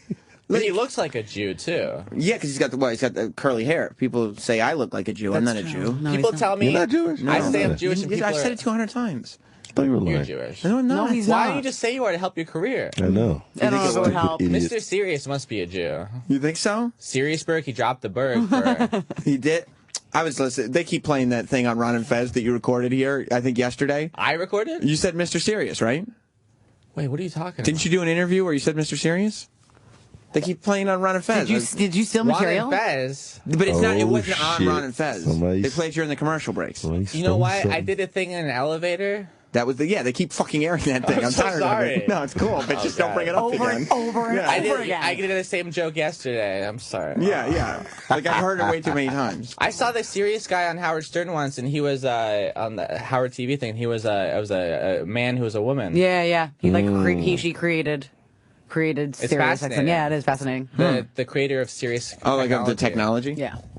So you actually are excited about this show? Like you would watch it? Yeah, listen, I'm not gonna like DVR it and like watch it every week, but I'm like excited about like the buzz about it. I'm excited for kids to watch it. I understand I'm not a child anymore, and I should not be character. Talking about Full House? No, Girl Meets World. Okay. What's his name? Dave Coolidge got so excited. What? You guys want to bring back Full House? I mean, John used to look cute back then, right? John Stamos? Yeah. He still looks cute. Dude, have you seen those yogurt commercials? I was hanging with him the other day. He looked anorexic. Did he? Did he? Man, bony. He had a crazy mullet back in the day, which is not a good look ever. I have a friend whose girlfriend dumped him, and then she had sex with John Stamos. That's a lie. Is that no? Elliot, real life though. Okay. That's the first thing I said is true. Okay. Well, I would have said I had sex with John Stamos if I was being honest. Right, that's the joke. Shit. Wait, what? So, is it better or worse if would you rather have John Stamos have sex with your ex-girlfriend or like Paul Giamatti? I'm talking to you. I mean, Paul Giamatti. I mean, John Stamos, I'd be like pissed. No. But is it better if It's definitely better if it's John Stamos. Is it? Yeah, it's fucked if it's Paul Giamatti, because then you're like, why couldn't I have kept fucking her? Like, if it's John Stamos, you go... I have a shot with John Stamos, that means. What? No, no. Huh? It means I kind of had sex with John Stamos. It's not what it's about. No, it's about your girl leaving you for a much better looking guy. I don't know what you're talking about. He likes the DNA mixing, you know, like his dick juice. Yeah, I get it. No, she's done with you. She's fucking John Stamos. Why would she come back? Oh. Yeah. Oh, I was just trying to see what you're saying. I understand, because, you know... Of course you understand, Whoo Kid, because it makes no sense. My dick juice mixed with George Clooney's dick juice. Yeah, I know. That is true. You did fuck George Clooney's ex. Yeah. You love Just bringing say it it. up. You gotta say it now. You love bringing this up. Should I say it? I don't know. You've said it 100 times on every show I've been on with you. I thought you had You to just shit never off. said it on Sam Roberts' Friday show. You said there's no snitching up here. No, snitch. It's about you. Snitching. There's Snitch only yourself. snitching. Street up here. law, you know what I mean? Streets. No. What'd you do? The ex-owner of Jimmy Choo, Tamara Mullen. Oh, I thought it was like someone famous. Ah, So she's- exciting. Well, she is worth like 50 million pounds. She's not in Us Weekly. I don't care. I know. She is. But she had a nice pussy, though. Did she? That's good. Good to hear. Celebrities just like us. She's fucking DJ Whoo Kid. But then the thing that's crazy, you know, George Clooney's dick was in there, and my dick was in there, so it's kind of like, you know what that makes you? Dick Juice Brothers. I was going to say Peter Pals, but I guess Dick Juice Brothers works as well. DJ B. This is why I don't have sex with famous women, because I don't want them going on radio shows talking about it. Right. That's the reason. I get it. I hooked up with the girl that was on Room Raiders. That's sick. I love that show. Did you? Yeah. See, Thank Room you. Raiders is a show that I would turn on now and be like, that's still a good show. Such a fucking nerd. But Boy Meets World is like, this was actually, as it turns out, it was a bad show, except for the Vader episodes. Oh, yeah, I watched those. Yeah. You have to. How about that? So you fucked a girl on Room Raiders. Did she Yeah. give you the scoop about Room Raiders? She told me that the scoop. Remember, Room Raiders? They had a guy go into 3 girls' rooms. Yes. And then they had to guess which room they want based on which girl they wanted. And she won. They picked her room. And then she went on a date. She told me the date was fake. Wow. She didn't really want to date him, but he thought it was real. She's like, this isn't real. Never gonna happen. Yeah, I'm contractually obligated to do this. We're not. There's no connection here whatsoever. Well, listen, we got to take another quick break. We'll be right back. I want to get to Dog the Bounty Hunter before we go, so stay tuned. Do I Taylor, stay here? should I do it again? Yeah. Hey, Taylor, you want to stick around? For Dog the Bounty Hunter? Yeah. Do I that's get to that talk to nigga. him? No, Not here. no, but you'll get to hear him. Oh, So that's cool, right? Just say yes. I'd like to stick around. No, well, all right, good. I'm He's going not- to rescind the invitation then. Now I'm gonna stay. I want you to say you can't stay, but I'm gonna say I'm staying. What are you gonna do about it? Okay, all right. I want you to leave, Taylor. No. All right. If well, Ben Lyons told me to leave, I'd leave. yeah, I know. I just don't have that authoritative jock voice. He's not a nigger lover, right? Oh my God. What are you talking about? So Dog the Bounty Hunter. You said it with an ER that time. Stop it. All right, whatever. Come on. Okay. Sorry. Jesus, Who Kid? I dated a Blasian. Oh, wow. Do you know See? do you know what that is? That's an Asian girl with blisters. Oh, I thought it was a black... Oh, man. I like Just that. go to break. I like that. Does that help? I really like did date that. a Blasian for real. No, it's Got good. me out of that racist shit. We're gonna go to break with the O&A moment of the week, Eric. And then when we come back, Taylor, you're sticking around because you won't leave because you're more of a man than me. And Dog the Bounty Hunter. Stay tuned. Sam Roberts Friday Show continues after this. nigga. You got it, buddy? Sam Roberts Friday Show continues in a moment.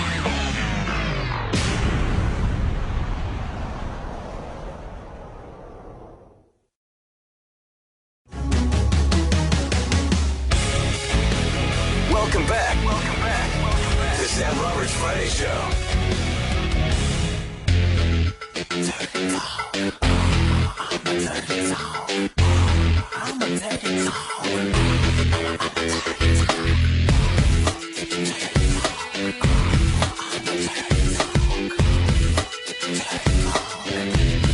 Yes, rolling right along. It's Sam Roberts' Friday Show.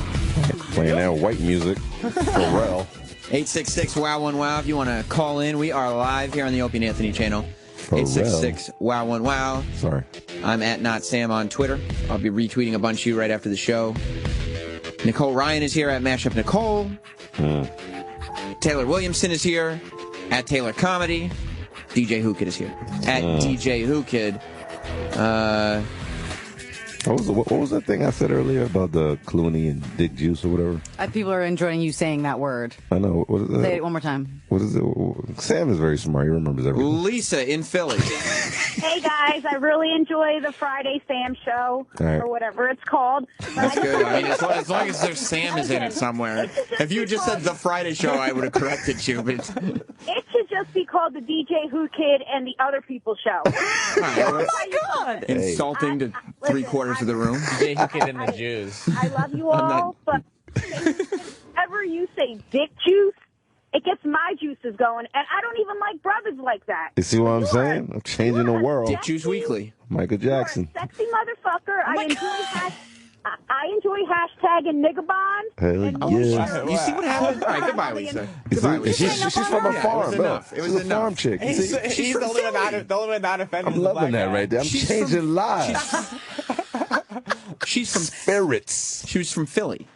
There's no farms in Philadelphia. How'd you call her a farm girl? She sounds nice, like a nice farm chick. On Twitter, farm girl on Twitter.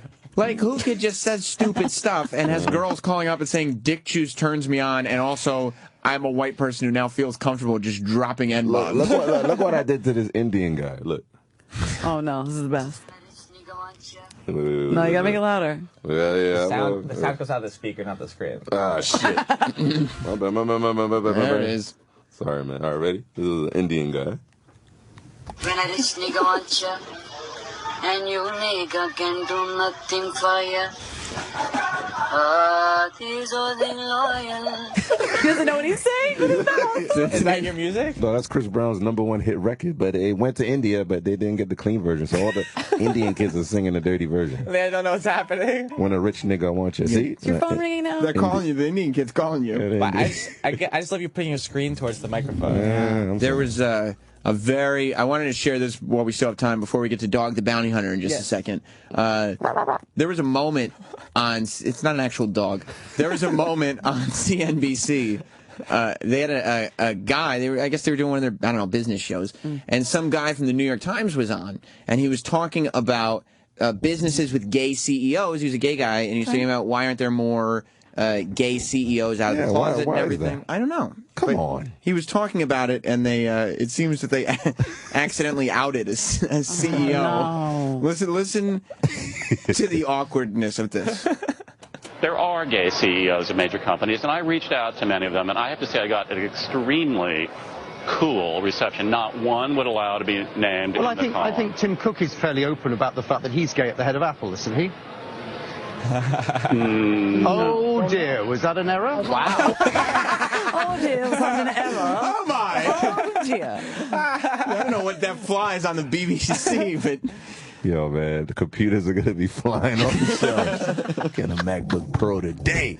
And he's just looking around like it's a table full of people in suits worrying about stock prices and stuff. And he goes, well, I think Tim Cook's very open about it. And they're all just looking around going, humana. Total douche chills.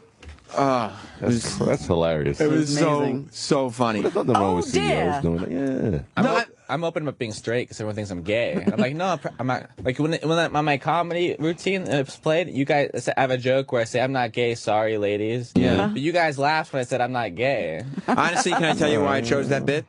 I thought it would answer a lot of questions the audience might have. I thought it was that way we could not ask the uncomfortable question and bring everybody in. I appreciate that. Thank you. That's radio, you know? It's like answering questions. Doing a service for him. Oh, well, thank you for doing the service. Yeah, a bunch of people at home were like, really? Oh, okay, cool. That's, all right. You know, the homie in the hood like, damn, I thought homie was gay, yo. Good looking, dog. Right. Sorry. Well, Let's bounty up. Yeah, I want to talk about Dog the Bounty Hunter. Because it's not a real dog, Whoo Kid. It's a guy with a mullet. It's not funny that though he's doing it. The barking's not funny, but it's funny that he thinks it's funny. It's hilarious. I thought it was a pit bull he's talking about. I don't know. Shit. You see, like he does just weird stuff, and it's so weird that you're like, it's funny, I guess. I like the whisperer. The dog whisperer? Oh, Cesar. Smash motherfucker. He's gonna love Girl Meets World. yeah, this shit's funny, dog. I don't know what you're talking about. But I mean, I said it before. We were talking about Olivia Munn and Carrie Keegan, and a bunch of people come up here during the week. And Sam Roberts' Friday show, believe it or not, is only on Fridays. So, damn. I don't get everybody up here live. So I, go interview people and I bring back little chunks. And I was talking to Dog about his N-word controversy. You remember when Dog the Bounty Hunter got in trouble? I do. Because he had voicemails that said that he proclaimed, no, we use the N-word in this house. It's fine. Yeah, like, he's just like, not only is he using it, but he's saying, no, this is a word that I embrace. It's one of the words I use. Same things, right? DJ, okay? That's all right. He is in our house. He's a real white guy. We use that word in our house. We say that. Like, you never hear that. Like, that's one of those things that parents go like, we don't say that in here. But he pridefully said, in here, we say that. Oh, my God. Is he like the first white guy to admit that he said that in the household? Well, he thought he said it. He thought he admitted it privately. I still don't think anybody admits to that publicly. Wasn't his son? One of his kids? I think, put the tape out or something. Yeah, someone tried to screw him. No, his son was banging a black chick, and he was mad. But actually, I think that was it. Yeah, he was like, you can't bring her around here. He actually saw the son coming in the black chick. I think now you've gone past. Very fucking traumatic. You know what I mean? You were knowledgeable for a second. Right. Come dripping out of a black chick. Oh, Yeah, that's crazy. But so, it was one of those things where he got thrown off the air. It was like the Duck Dynasty thing. Yeah. He got thrown off the air, but people were so passionate about Dog the Bounty Hunter that he couldn't be kept off the air. It's like Phil Robertson messed up. They like the Duck Dynasty people. Your dad wouldn't be mad if you came in a black girl and he saw the cum dripping out of pussy? In what context would my dad see that visual? Let's go to the dog. There's no way. If my dad saw that, the race issue would be so far low on the list of how that story makes any sense. I agree, Sam. I agree. The one yelling will be you to your dad. Hey, Dad. Like, why are you in your room while I'm having sex on your bed? You told me you were gone this weekend. Right, and like, right? Dad, why are you still standing there? Like, why did you not make an alarm sound when you saw what was happening? You waited until like 80% of white households, the doors are, they're open. And then, people just spy and say. Just play the clip. Well, where did you hear that from? From my white specialist. Okay, so that was not a medical update. Definitely that. Okay, it's a specialist. Here's a Dog. I got into his language controversy with him. Well, I remember thinking to myself, like, whoever wants these Dog the Bounty Hunter DVDs better buy them now, because at that, they start tearing stuff off the shelves. When something like that happens, they have spin doctors that come to you and say, dogs say you were drunk, get caught with this and that, go to this place, go to that place. That blew my mind, because I guess it makes sense. But I never thought that people were actually being like, just tell me you're fucked up. It's like, what? Like, I didn't know they were called spin doctors. Yeah, I mean, I've heard of that term before, but I didn't realize they were actually like, this is what we're here to do. We're here to spin this. We're going to make pretend that you're only racist when you're drunk. Right. That makes it better. Yeah, like everybody will be fine. Say you were drunk. Get caught with this and that, go to this place, go to that place. Rather It'll all you get blow caught over. with a whore, you could say you were drunk. Really? They said, whatever you do, don't... Yeah, I don't know where... That was Dog's wife, Beth, going, we'd rather you get caught with a whore. Thanks for the input. Yeah, I wasn't quite sure, but I mean, they were hoping some... I guess if you got caught with a whore, it would mask the N-word controversy? Then you could have a... You think he asked that? Wait, so this video just leaked. What if I have sex with a whore? Will that make up for that? Yeah, like, people will... No, he's a guy who uses the N-word. Guy who fucks has whores. sex with whores, yeah. Really? They said, whatever you do, don't get on Sean Hannity and admit you said it and say you're sorry. Huh. So the first thing I was learned to do by my father was if you make a mistake, that's bad. Yeah. If you say you're sorry and you fix it. And take accountability own for up your to error. it. And so I think I was the first, it used to be until that happened to me, no comment. And he has no comment. Today that means you're guilty, right? Right. So I think I was the first to say yes, and I'll never say it again, private conversation or not. It doesn't matter. You know what? Shouldn't In use this the day word, and and I'm age, not. you cannot use any. There's a lot of words you can't use. Right. You know, it doesn't. And there's It no such doesn't thing even as a pertain- private conversation. No, No, is and there? and there's no such thing as freedom of speech either, because you really No, there is none. There is. There just But really if you're, isn't. but if you're a celebrity and you're at the beach and you have a cottage cheese, what's it called? A little Cellulite. Then they can zoom in on that and say in magazines, this is going to come to a halt soon too, because that is defaming. That personally hurts people's feelings. They cry. That if you're going to ban everything, let's ban people that do that. They I mean, didn't that's show your cellulite. No. Is that what you were did crying they about? do it to your cellulite dog? No, they did. See, I mean, and I get that. Oh It's my like God, I thought he was going to say he was enjoying a cellulite treat. Or not a cellulite treat, a cottage cheese treat. I love cottage cheese. But it's like you can make fun of a cottage cheese ass, but you can't call people the N-word. I don't understand. I see the connection. Same. I don't want to live in that world either. Wow, they sound really ignorant. But I like how Ignorant. you think so? Ignorant. I like that Beth, his wife, she was still kind of pissed. She was like, I don't understand why I can't use that word. Yeah, she did sound like There's a that. lot of words you can't say. Yeah, because you're not supposed to say that. Yeah, because they're nasty. They're mean. They're derogatory. They hurt people's feelings. I mean, there are a lot of words that you're not allowed to say that you should be allowed to say. Like, Agreed. as a comic, do you think about, like, oh, this is a funny joke, but I shouldn't say that word? I mean, I had a joke that I needed to say the N word in it, but I didn't want to say that. Mm-hmm. So I changed it to the R word.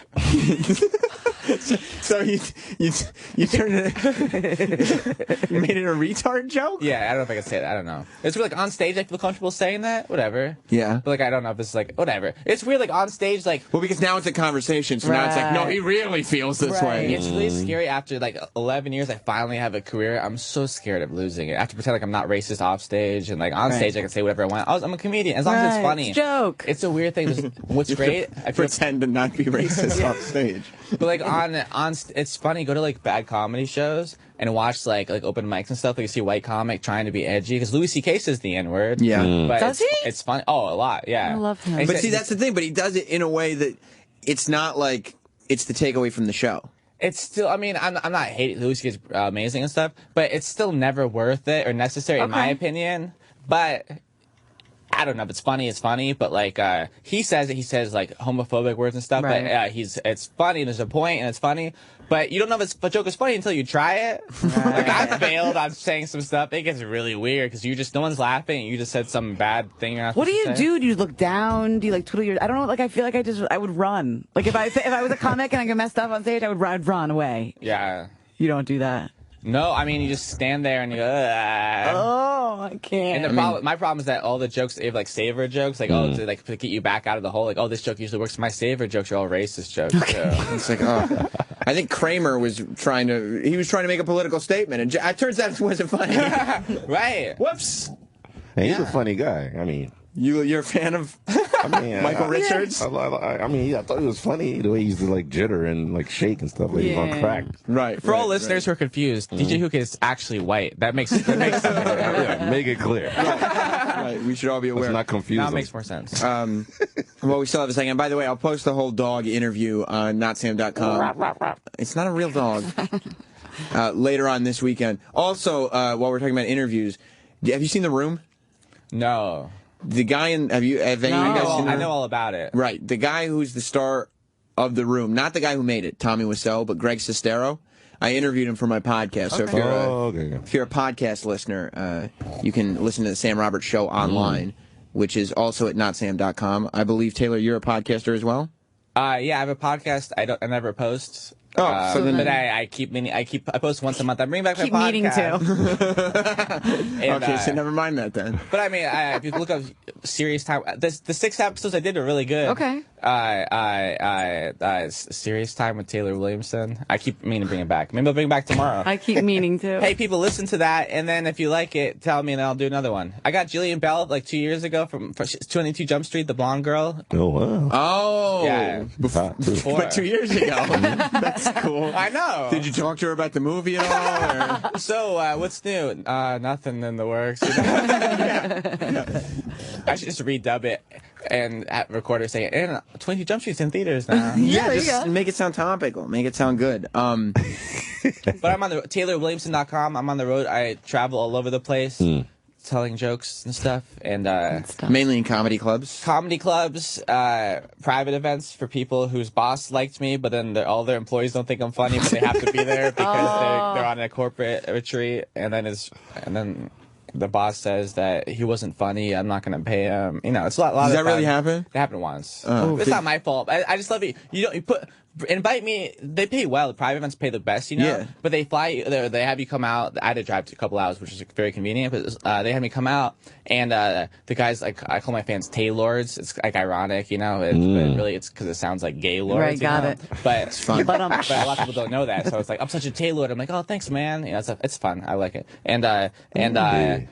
So then he's like, oh, I'm so excited, and like the crowd didn't know who I was. It was like, they're gonna love you. I was like, are you sure these or whatever? So I did it, and then no one laughed at anything I said. They should apologize to me. Like, I'm so sorry. This is a bad environment for comedy. They've been working all day. They're here not because they want to be here. But then they complain I'm not funny. I did the same jokes I told on TV that you liked. Yeah, they were funny. You turn your ring off. What are you doing? Just turn it on vibrate. Got Matt Taylor. It's calling me. They like my podcast? Yeah, you know what I They're mean? calling to say thank you. You do a lot of radio shows. Just put your shit on vibrate. You know what time it is right now, right? Yeah. Of course I know what time it is. I can't wait. I can't wait. Woo! Sam, it's Friday. No, Taylor. I'm so confused right now. Well, but I'm so happy to be here. What happened was, Explain to my man. real right quick, when we were trying to figure out what the name of Sam Roberts' Friday show was, we actually had a meeting about it. And for some reason, DJ Whoo Kid was in a meeting with management. And Somehow. he suggested the name of the show be Thanks Sam, It's Friday. I like that. So I said I would never call it name a show Thanks Sam, It's Friday, but I would name a segment Thanks Sam, It's Friday. So... Thanks, Sam, it's Friday. But at this point, I will allow you all, to Nicole. Thanks, Sam. For what? It's Friday. That's right. Yeah. Taylor, is there anything you'd like to say? Thanks, Sam. It's Friday. Thank you very much. Good job. Yeah. You did good. DJ Whoo Kid. Thanks, Sam. It's Friday, yo. Thank you very much. Me? Thank you very much. Right? You did it right. You did very well. You did very well. For a second, you thought you were on a radio show, right? Wait, is this not really being recorded? No, it's not. It's not even on the air. This keeps happening to me. E-Rock, is there something you'd like to say? Yes. Thank God my show is on tomorrow night, 8 p.m. Eastern here on the Opie and Anthony channel. It would have been way classier to let Lady Trucker do it, but... Lady Trucker, is there anything you'd like to say? Well, I was going to plug E-Rock's show tomorrow, but thanks, Sam. It's Friday. Thank you, Lady Trucker. Can I have a quick question? Yeah. I thought... when do Opie and Anthony get here? I don't understand. Yeah, no, they're not here on Fridays. I came to do the Opie and Anthony show. Right, no, I've been booking guests for Opie and Anthony under false pretenses. Nigga. They're not here. Shit. Shit is right. This was the whole show. It's over now. They're not coming. Come on, son. Come on, son. Everybody tune in tomorrow. A very special show. E-Rock is getting his own show. E-Rock is back. Called It's Eric Nagel. Tupac That's back. the name of the show? Yeah. It's Eric Nagel? Yeah, it is. Love it. What do you think, Nicole? Connected with me. E-Rock, come on. To the point. You know But what? you could have been a little more creative. Ain't nothing wrong with that. Yeah, something creative, like Sam Roberts' Friday show. It's possessive. There's no the. That's the I creative can call part. him my nigga. Yeah, I guess you could, but you do a lot of things. Follow Taylor at Taylor Comedy on Twitter, at Mashup Nicole, at DJ Whoo Kid. You can check me out tonight.